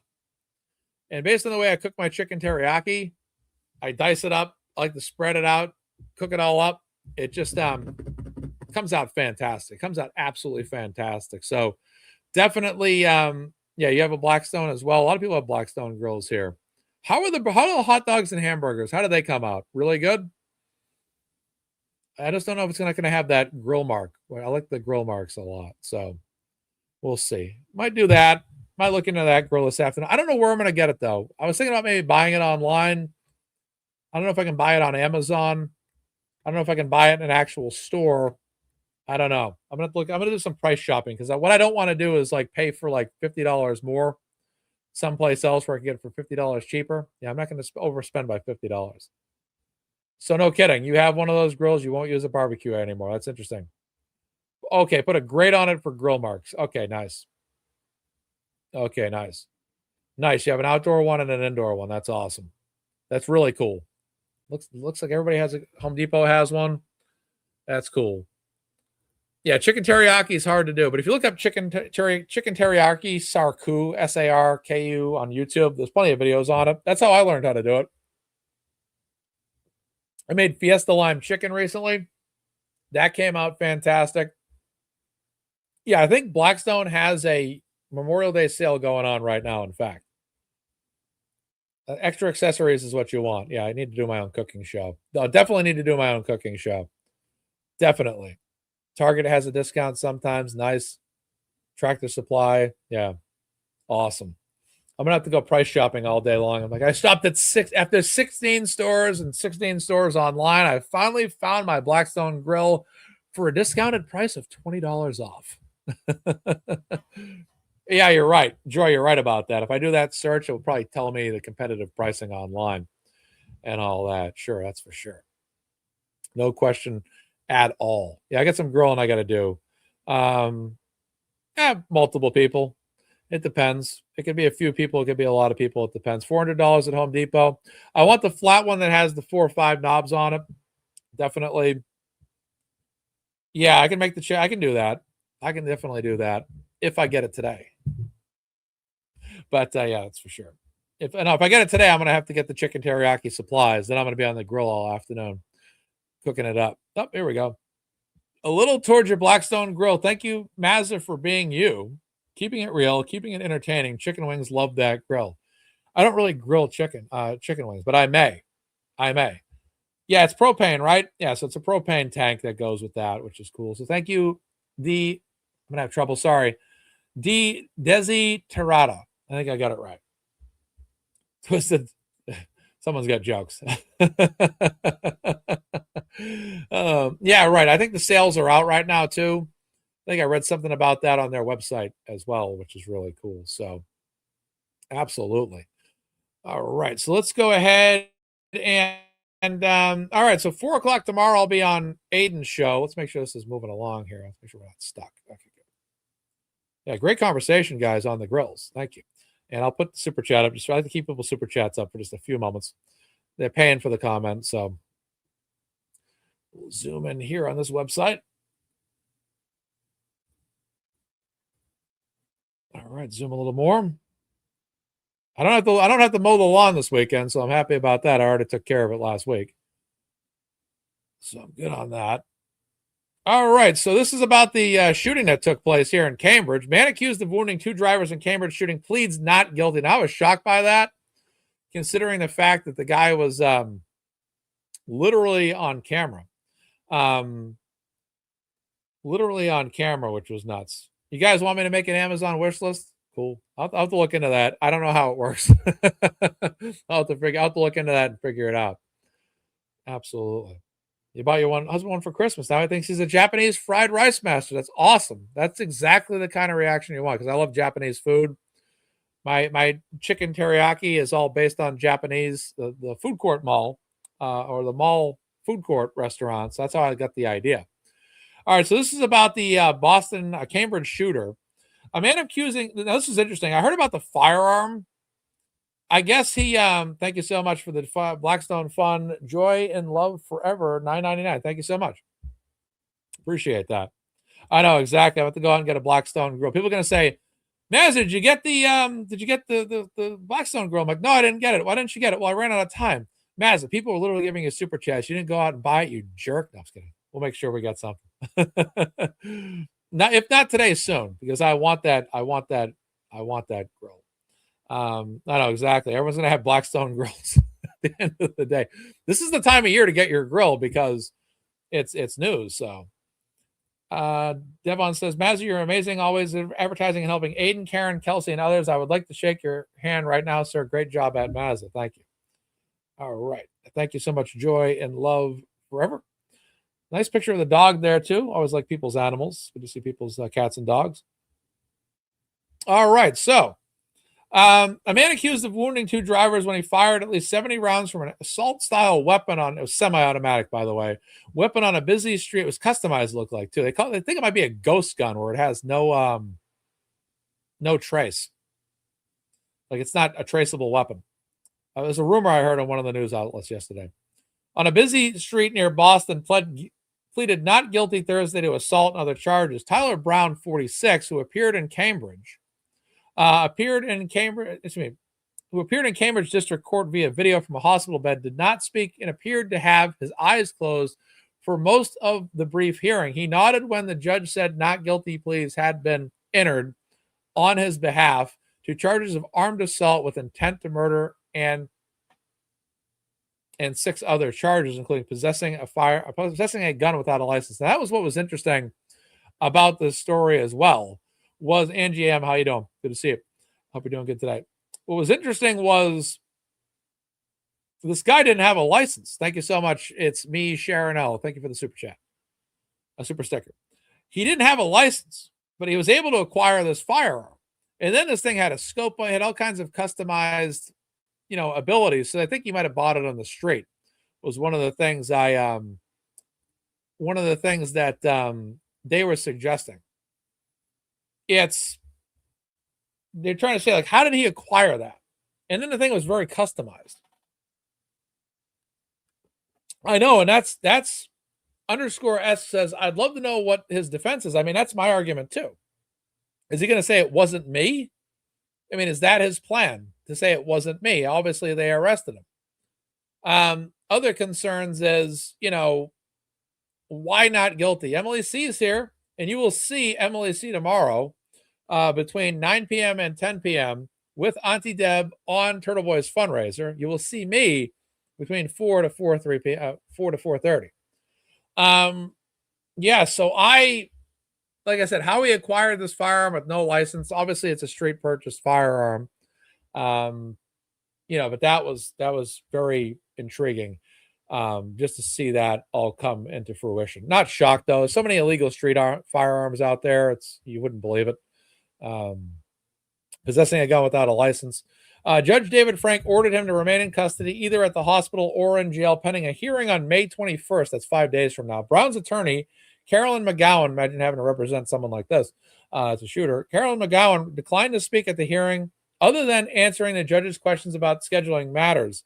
The Committee for Public Counsel Services Public Defender Division, where she is listed as a senior trial counsel, did not respond to her request for comment. Brown is accused of opening fire Monday afternoon on a heavily traveled road alongside the Charles River in Cambridge. Panicked drivers abandoned their vehicles or hid under them to seek cover. One man who was struck in the back of the head has since been released from the hospital, while another driver who was shot 4 times in the leg remains hospitalized, Middlesex Assistant District Attorney Nicole Allan said. About an hour before the shootings, Brown connected with his parole officer via video conference, armed with a gun. He said on video that he had relapsed and wanted to end his life. The parole officer called police, who began searching for Brown and, using his phone records, found him in Cambridge. The complaint describes what led up to the shootings. According to investigators, Brown had been diagnosed with post-traumatic stress disorder, anxiety, and depression, and had been released Friday from a psychiatric hospital. According to the complaint, Brown is on parole and probation for offenses including armed assault to murder and other gun-related convictions. His parole was set to end this week, though his probation continued. Megan Kelly, a spokesperson for the Middlesex District Attorney's Office, said Brown was not licensed to carry a firearm. Allan described Brown's criminal history going back to 1994 when he was convicted of an armed robbery in Michigan. He was also convicted of escape in Michigan in 1997 and drug offenses in New Hampshire in 2007. In Massachusetts, he has been convicted of multiple assault and gun-related charges, most recently in 2021 when he was convicted at firing of officers. So when you look at something like that, you say to yourself right then and there, you say, okay, how did he ever get released? This was right by your husband's office. Holy shit. Emily, I'm glad your husband's safe. Wow. But, you say to yourself, why is a person like that on the streets? This is why there's a lot of criticism here coming from a lot of areas in the state right now. And prosecutors said that he should serve at least 10 years in prison due to the level of brazen violence and because he was on probation for a 2014 conviction on assault and witness intimidation charges. A judge instead ordered Brown to serve 5 to 6 years in state prison and 3 years of probation with credit for nearly 18 months spent in custody. So this probation was in 2014. A judge ordered him to serve 5 to 6 years in state prison. I thought he started serving that in 2021. Okay, so in 2021, he was convicted of this was the Boston matter, I believe. So 2021, he was convicted of multiple assault and gun-related charges, most recently in 2021, when he was convicted of firing at officers. Prosecutors said that he should serve 10 years in prison from 2021 due to the level of brazen violence, and because he was on probation for a 2024 conviction. Okay, he was already on probation. Gotcha. For a 2024 conviction on assault and witness intimidation charges. A judge ordered him to serve 5 to 6 years, in state prison, and 3 years of probation with credit for nearly 18 months spent in custody. Okay, so it sounds like, if I'm reading this right, 18 months credited towards his probation, and 3 months of probation with credit for nearly 18 months spent in custody. Okay. A judge instead ordered him to serve 5 to 6 years in state prison from 2021, which would put him in jail through next year. Yet, as we know, he wasn't in jail or prison. Okay, so now at the time, the judge's decision sparked outrage and criticism among local officials concerned that violent offenders were not being held accountable, concerns that have resurfaced. Talk about a ball drop, said the Boston Police Patrolmen's Association in a statement on social media. During a 2021 sentencing hearing, a police officer who Brown shot at called him a very dangerous individual who doesn't care who he hurts. According to an audio recording of the proceedings, a probation officer expressed concern that the incident he was on probation for and the one he was being sentenced for were similar, and he was a danger to the community due to his random acts of violence. Suffolk Superior Court Judge Janet Sanders told the court then that she considers factors like psychiatric issues and childhood trauma Brown endured in imposing a sentence. So she considers it. Okay. But Sanders seems specifically Sorry, so when I widen this view a bit, it's tougher to read when it's more wide-eyed on me because I zoom in so much. It's like I'm just losing track. Sorry. But Sanders seemed especially moved by the support expressed in letters from Brown's family and the community, including city officials who were impressed with his commitment to turn his life around. Mr. Brown, I do realize I'm kind of taking a chance on you, the judge told him. When experienced probation officers tell me this guy's a danger to the community, I hear that. I can't look into a crystal ball and figure out what is going to happen once you get out. But I do understand I'm taking a risk here. I just pray my intuitions are right. Well, it just sounds to me that the controversy here was letting him out. It just sounds to me, and there was a lot of heat coming down on Rachel Rollins, the DA. There was a lot of heat coming down on her about this. Because of what happened there. And it's just, again, it's another incident that this is not obviously nobody ever wants to see large violence anywhere, obviously, but when you have someone that's actually been criminally charged or charged to some degree for a violent assault, if they do it once, obviously they're probably going to do it again. It's just my guess. So I can see why lawmakers and people in power and positions were kind of like, why would you release him? He shot at a Boston police officer. I mean, think about it. If you do something like that, it's pretty drastic. That's just all I got to say about that. So, I mean, that's a great point. Can you imagine if Judge Kathleen McCarthy exercised her intuition, didn't she? She felt that Kelsey Fitzsimmons should go to jail because she can't take a breathalyzer test, that the court mandates the version of the test.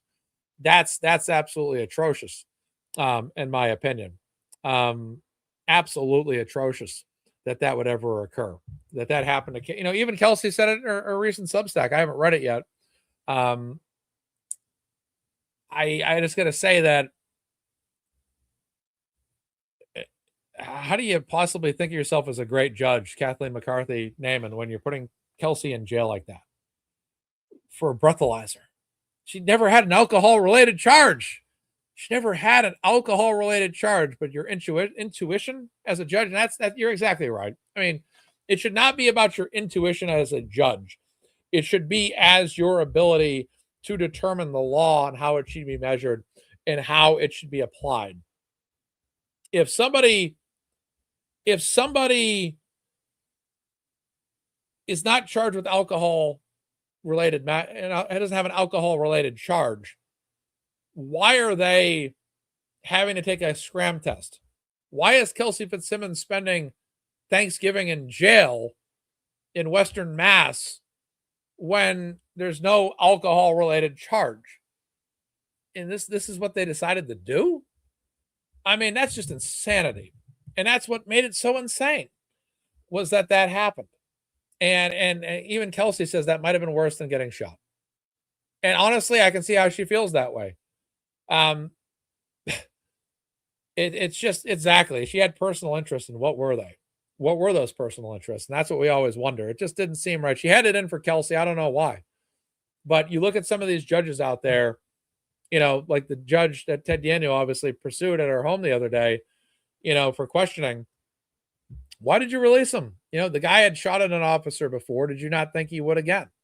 Then you got people like Kelsey Fitzsimmons that have never done anything, that sit in their home, and their home gets basically raided with an RO, and she has postpartum depression, and she reacts and she gets shot. It's madness. You got people like Karen Reed that have never actually done anything wrong, and you're like, oh yeah, Karen Reed did it. Yeah, she backed her vehicle into John O'Keefe. Oh, it's clear. I mean, come on. Obviously she did. I mean, come on. The evidence is right there. She did it. I mean, come on. No, Karen Reed didn't do it. Didn't do anything. All Karen Reed did was drop John O'Keefe off and left.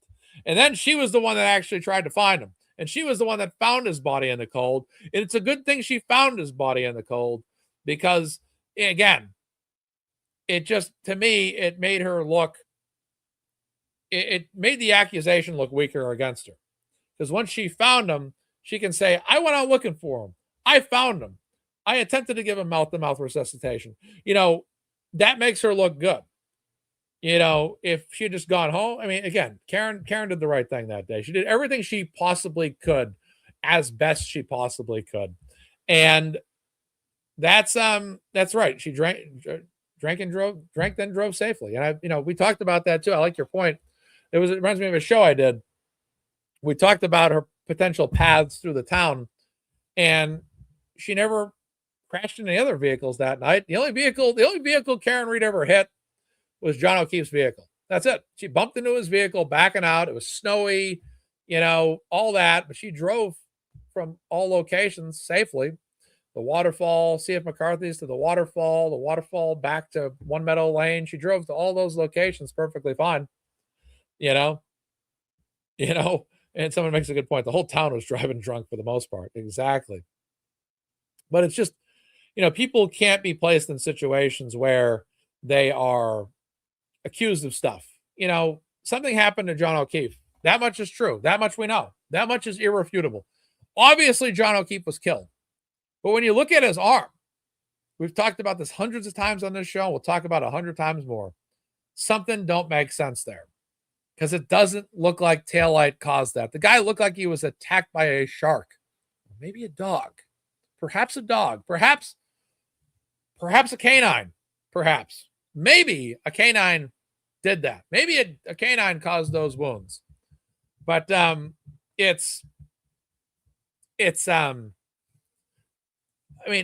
how many people, if you believe Karen Reed's innocent, put FKR in the chat, or just put KR in the chat. Just put KR in the chat if you believe Karen Reed's innocent.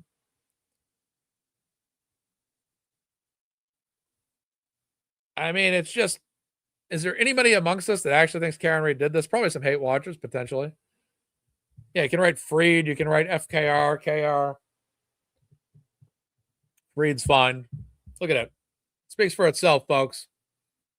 All these people believe Karen Reed's innocent. Bingo. Nobody buys this. If you feel if you're fair, balanced, and objective, if you're objective about this, if you feel like you're an objective thinker, put a 1 in the chat if you're objective. Andrew, what's going on? Good to see you.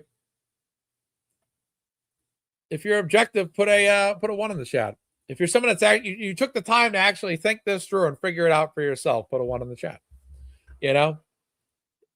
Joy's a free thinker. Judy's a free thinker. Jennifer Stockdale, what's going on, Jen? Long time. She believes in Karen Reed. Darth Vader's a free thinker. Hill's a free thinker. Jedi's a free thinker. Desi's a free thinker. These are all people that are objective thinkers. They don't get convoluted. They look at the facts. They say, okay, yeah, these facts make sense. These facts make sense. Someone put a 6-7 in the chat. Someone said cult member. Cult member. That may or may not actually be an actual cult member. But yeah, it just makes sense to me. Look at Gail Gorman, Norfolk County judge that Massachusetts state senators are trying to get removed from the bench for pulling stuff like that. Like what happened to... Rewind. Look at Gail Gorman, Norfolk Family Court judge that Massachusetts state senators are trying to get removed from the bench for pulling stuff like what happened to Kelsey by Naaman. Also for your grill. Thank you so much. Thank you so much. Appreciate the grill fund. I'm not asking for a grill fund, but I graciously accept everybody's offer. I'm not asking for it. This is not a grift. This is not a pander. Thank you, guys. Thank you so much for that. Appreciate it. Tonight, MazzaMedia grifts for a new grill. Yes, that poor free Karen Reed bastard actually went on his show today asking for handouts for a grill. What a peasant loser. That's good. No, thank you guys. I appreciate the love. Appreciate that. Yeah, exactly. Exactly. Thank you so much, Joe. Appreciate that. I know people like do an Amazon wish list. That's I'll think about it. Yeah. Someone's like a grill grift. Yeah, exactly. No, appreciate that, guys. Thank you so much. Yeah, I know. We'll see. Yeah, but again, people that are free thinkers, people that are objective. That's what we are. I mean, like I said, I never came into Karen Reed saying to myself, I'm going to think one side for a particular reason. I'm not going to say I believe in Karen. I'm not going to say I believe in Aiden just because I do. It's going to be because I actually believe that. And I feel like myself and many others have obviously that are tuning in have said they're objective thinkers. If you're an objective thinker, I feel like an objective thinker that's fair and balanced and at their core objective is going to come to the honest conclusion that Karen Reed's not guilty. And I think we saw that, especially with the second trial, that Karen Reed is not guilty. There's just no way to find, to me, there's nothing there. If you look at it from multiple angles and multiple scenarios, I can find multiple ways to prove Karen Reed's innocence, but I can't find a path to prove her guilt, because the more you look at it, the more I need to work on my grifting game. Exactly. Exactly. I'm like the world's worst grifter. I've always been horrible at that. But yeah, you look at it from multiple different angles. Like, find me a path that you can, without error, that you can say, okay, Karen Reed's guilty because, and I could never do that because I tried. Like, I sat there when I was a new follower, a new supporter, even after years of following her, every now and then I'd sit down and say, hey, can we find a path that say, like, is it ever possible these people, these other people are right about anything at all? And good night, Melbourne. I could never find it because, again, I'm objective. I like to look at things alternatively. And I looked at the same thing with Kelsey. Thank you so much, Next Witness. Yeah, cooking video. Exactly. I looked at it the same way with Kelsey. It was like, I'd always kind of analyze it as time went on. And I would say, is Kelsey in any way, shape, or form wrong about anything? And I would feel like, the point I probably reached was the same point Kelsey reached, which was probably pulling out a firearm with police in the house is probably not the best idea. But that doesn't justify her getting shot, in my opinion, because that officer, they should have secured the firearm. They should have not only secured the firearm, but they should have secured the scene. They never did that. They failed her. They allowed her to have the option to make that decision. And that's why I always say they failed Kelsey Fitzsimmons. That should never happen. Thank you, Mima, FKA Michelle, Blackstone Fun. You'll enjoy it. Absolutely. Now I gotta find one. I gotta figure out where I'm gonna go later. I'm gonna probably do some price shopping now because I gotta get this. Yeah, memberships I don't do. Thank you, Mima. Appreciate that. But like I said, when you look at it, you're like, okay, yeah, I could say Kelsey probably did that wrong. And she even admitted, like, she even said it. She goes, I'm an idiot for doing that. But at the same time, that doesn't justify the shooting. It doesn't, because the decision that Kelsey made was afforded to her to be made because those officers didn't secure that firearm, which makes those officers villainous, which makes their shooting unjustifiable because they didn't do their job in the first place. And that's the argument. Thank you so much, Grits Girl. I love that. I'm going to have to check it out. Got to check it out. I got to look at it. I know exactly which one I want. I just got to check out the pricing. I'm trying to get the one that's like the lowest. People are saying Walmart, Costco, all that for sure. But again, wow. Tracy, thank you so much. Appreciate it. $20 for the Girl Fund. Thank you so much. Appreciate this, guys. Wow. Wow. Thank you guys so much. But again, when you look at Karen's case, like how could you, if we were going to say, okay, we're all pro Karen Reed, we know she's innocent, but if we had to theorize like how she might have been guilty, like what would be, you'd have to go off the Commonwealth's theory. And the Commonwealth's theory doesn't make any sense. Because why does Apple Health data show John walking up 3 flights of stairs? How could he be, you mean to tell me he was walking up 3 flights of stairs outside the car? Are you kidding me? It doesn't make any sense. That argument doesn't bear any water. And that's where I say there's no argument, because the Commonwealth's theory doesn't make any sense at all. And that's where I look at it. I'm just like, I can't find a path. I'm sorry. I can't find a path, because as an objective thinker, I cannot find a path forward for Karen as guilty. There's none. Why is there a Google search going on? Why is this Apple Health data showing him walk up 3 flights of stairs? how would Karen even back up in reverse at that speed and hit and kill John in that manner without more bruising? Why at that speed would that taillight hitting his arm not break his arm? How would that taillight shatter that way, but also look like pattern wounds that resemble a canine?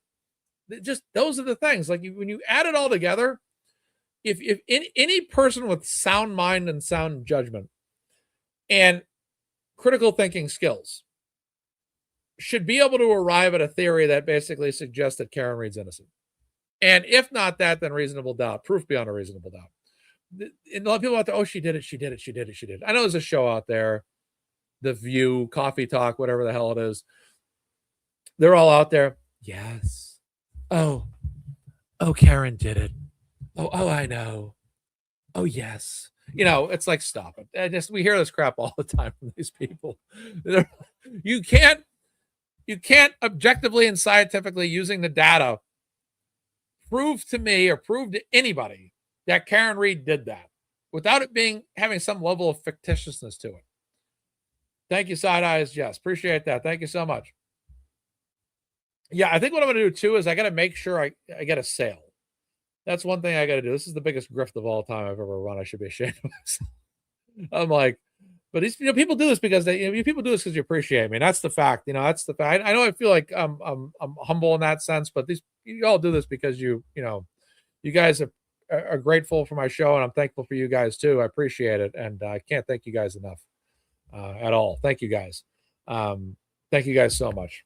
Appreciate it. I'm humbled. I'm always getting embarrassed. I'm always like, again, thank you so much, Boston and Gingy. Thank you so much. Also like to contribute to the Blackstone Fund and watching Cooking Chicken Teriyaki. Asking you shall receive. Yeah. So we gotta get the grill, and we gotta get the chicken teriyaki video. So we gotta do that. Definitely. So we gotta get that. That has to be the deal for the gift. Everyone's gifted these funds to me today. That's gotta be the deal. Like it's gotta be, there has to be the chicken teriyaki video. So I'm gonna have to show you guys how I chop it up. All that stuff, prepare it. I know exactly. There's gonna be like advertisements before the video. Blackstone Grills. But thank you so much, Boston Gingy. But yeah, I got to. I'll make a cooking video for you guys with that for sure. That way, I'll do it step by step, and all that too, so you guys can see. It's gifts, not a grift. Yeah, thank you. But I'll definitely mom. It's like someone's mom. Someone come get their mom. That's joking. Thank you.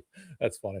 But yeah, we'll I'll have to put together a chicken teriyaki video for sure. This is not for the grill. It's just to tell you to make a t-shirt that says you can only go 26 miles an hour backwards in a Maserati. That's funny. Yeah, exactly. Yeah, I know. So I have no choice but to get the grill now. I mean, I can't, like, you can't come on a show and say, oh my goodness, I'd really like to get this grill. And everyone's like, here's a super chat for the grill. And then 2 weeks later, like, that son of a bitch never bought the grill. Get him! Pitchforks and everything. They'll be like running me out of town. Like, get him with the pitchforks. We gave him those super chats for a Blackstone grill and he never got it. Get him. We're going to burn him at the stake. That's funny. Yeah, I know. A Mazda apron might be a good idea. Might be a good idea. Exactly. No, that's great. Guys, thank you so much for the super chats on this. That's great. I'm going to start looking today for sure. And then if I don't, I'm going to try to look at it in store today. And then I'll see if I can find it. And then if not, we'll see what the prices are. I know a few stores locally I might go to first. We'll see. He didn't buy this grill. Everybody gave him super chats for the grill. Get your pitchforks, light him on fire, and get his ass. No, we'll be good. We'll get it. Music to my soul says for Mazda's Hot Grill Summer instead of Hot Girl Summer. Thank you so much. Yeah, we'll definitely look into that and all that. My cat's doing fantastic, Robin. Thank you for asking. I love that cat so much. He's one of my favorite animals I've ever had in my entire life, to be honest with you. He's wonderful. He just turned 4 recently, too. So he just turned 4 years old, if you can believe it. 6 months old when I first got him. And he's now 4 years old. which is unbelievable. So that's incredible. That's incredible to say the least. Yeah, it's good to have that cat. He was a great cat. He replaced the previous cat in my life. That was a long time cat of mine that was I would say impossible to replace. But somehow this cat perfectly replaced him, which was nuts. Someone goes, a fake cat. Yeah, absolutely. But yeah, he's been fantastic. He's doing good. He's happy. Somebody who tries to wake me up in the middle of the morning sometimes, at like 3:30 in the morning on work nights, which I don't appreciate. But yeah, he replaced my other cat, which I didn't think I'd ever be able to replace him, with a cat just as good, and he's just as good, which I'm happy about. So I'm happy about that. So yeah. All right. So that is 2 hours on the dot. We're 2 hours, 1 minute. So that's it. 2 hour show. We've talked about Karen Reed's Lexus. He was lying. Get him. And then we talked about Turtleboy. So tomorrow's Turtleboy fundraiser, 12 o'clock tomorrow. We got 12 hours to go for that. A lot of fundraising to do for Caidyn tomorrow. I'll participate. This isn't for the grill. This is for your impersonations. Thank you so much. Get him. All right. This isn't for the grill. It's for your impersonations. But yeah, tomorrow, 12 to 12, Caidyn Carney fundraiser on Turtleboy's show. Tune into that. A lot of your favorites, Emily C., Auntie Deb, David Unetti, Melanie Little, Justice Serves Linda and Mike, Andrea Burkhart, Jess Machado, MazzaMedia, myself, of course, The Glare, Erica Walsh, Dina Warchild, Mo Esk, Tommy CPU, Makasi, the other Mary B, Ray from Dallas, Loophole Lawyer, Samantha Benigo, so many people, Brother Council, Brother Solomon, so many great people, Broken Baker, so many people to name here tomorrow, Dana Bowling, so many people out there, 12 to 12. I'll be on at 4 o'clock tomorrow from 4 to 4:30. It's going to be an awesome time. Cannot wait. And we're looking to help Caidyn in his fight and civilly defend himself. Ladies and gentlemen, thank you for tuning in to MazzaMedia. I am Mark, MazzaMedia. Have a great day. Thank you guys for tuning in. Thank you guys for the donations, for the gift for the grill. Appreciate that. I'm going to look into it today, and we'll get after that and see what we can do about that in terms of locating it. If I can buy it in person today or buy it this weekend or online, I'll figure it out. Guys, thank you so much for that. Guys, thank you guys so much. You guys get a martial arts bow there. Appreciate that, guys, so much. The martial arts fist. Like that's how you bow in my martial arts. You take your fist like this and you bow like that as a way back. So thank you guys for that. And we talked about the Cambridge shooter who pled not guilty. So it's been a great show. Guys, thank you so much. I'm going to get outside. I'm going to have a quick lunch. Then I'm going to get outside, get some exercise. And DNBND, Blackstone Fund. Thank you so much. Appreciate that. Thank you. Have a great day. Enjoy the weather. And take care of you guys. Take care of yourselves, guys. From MazzaMedia, I am Mark. Thank you, guys, and have a great night.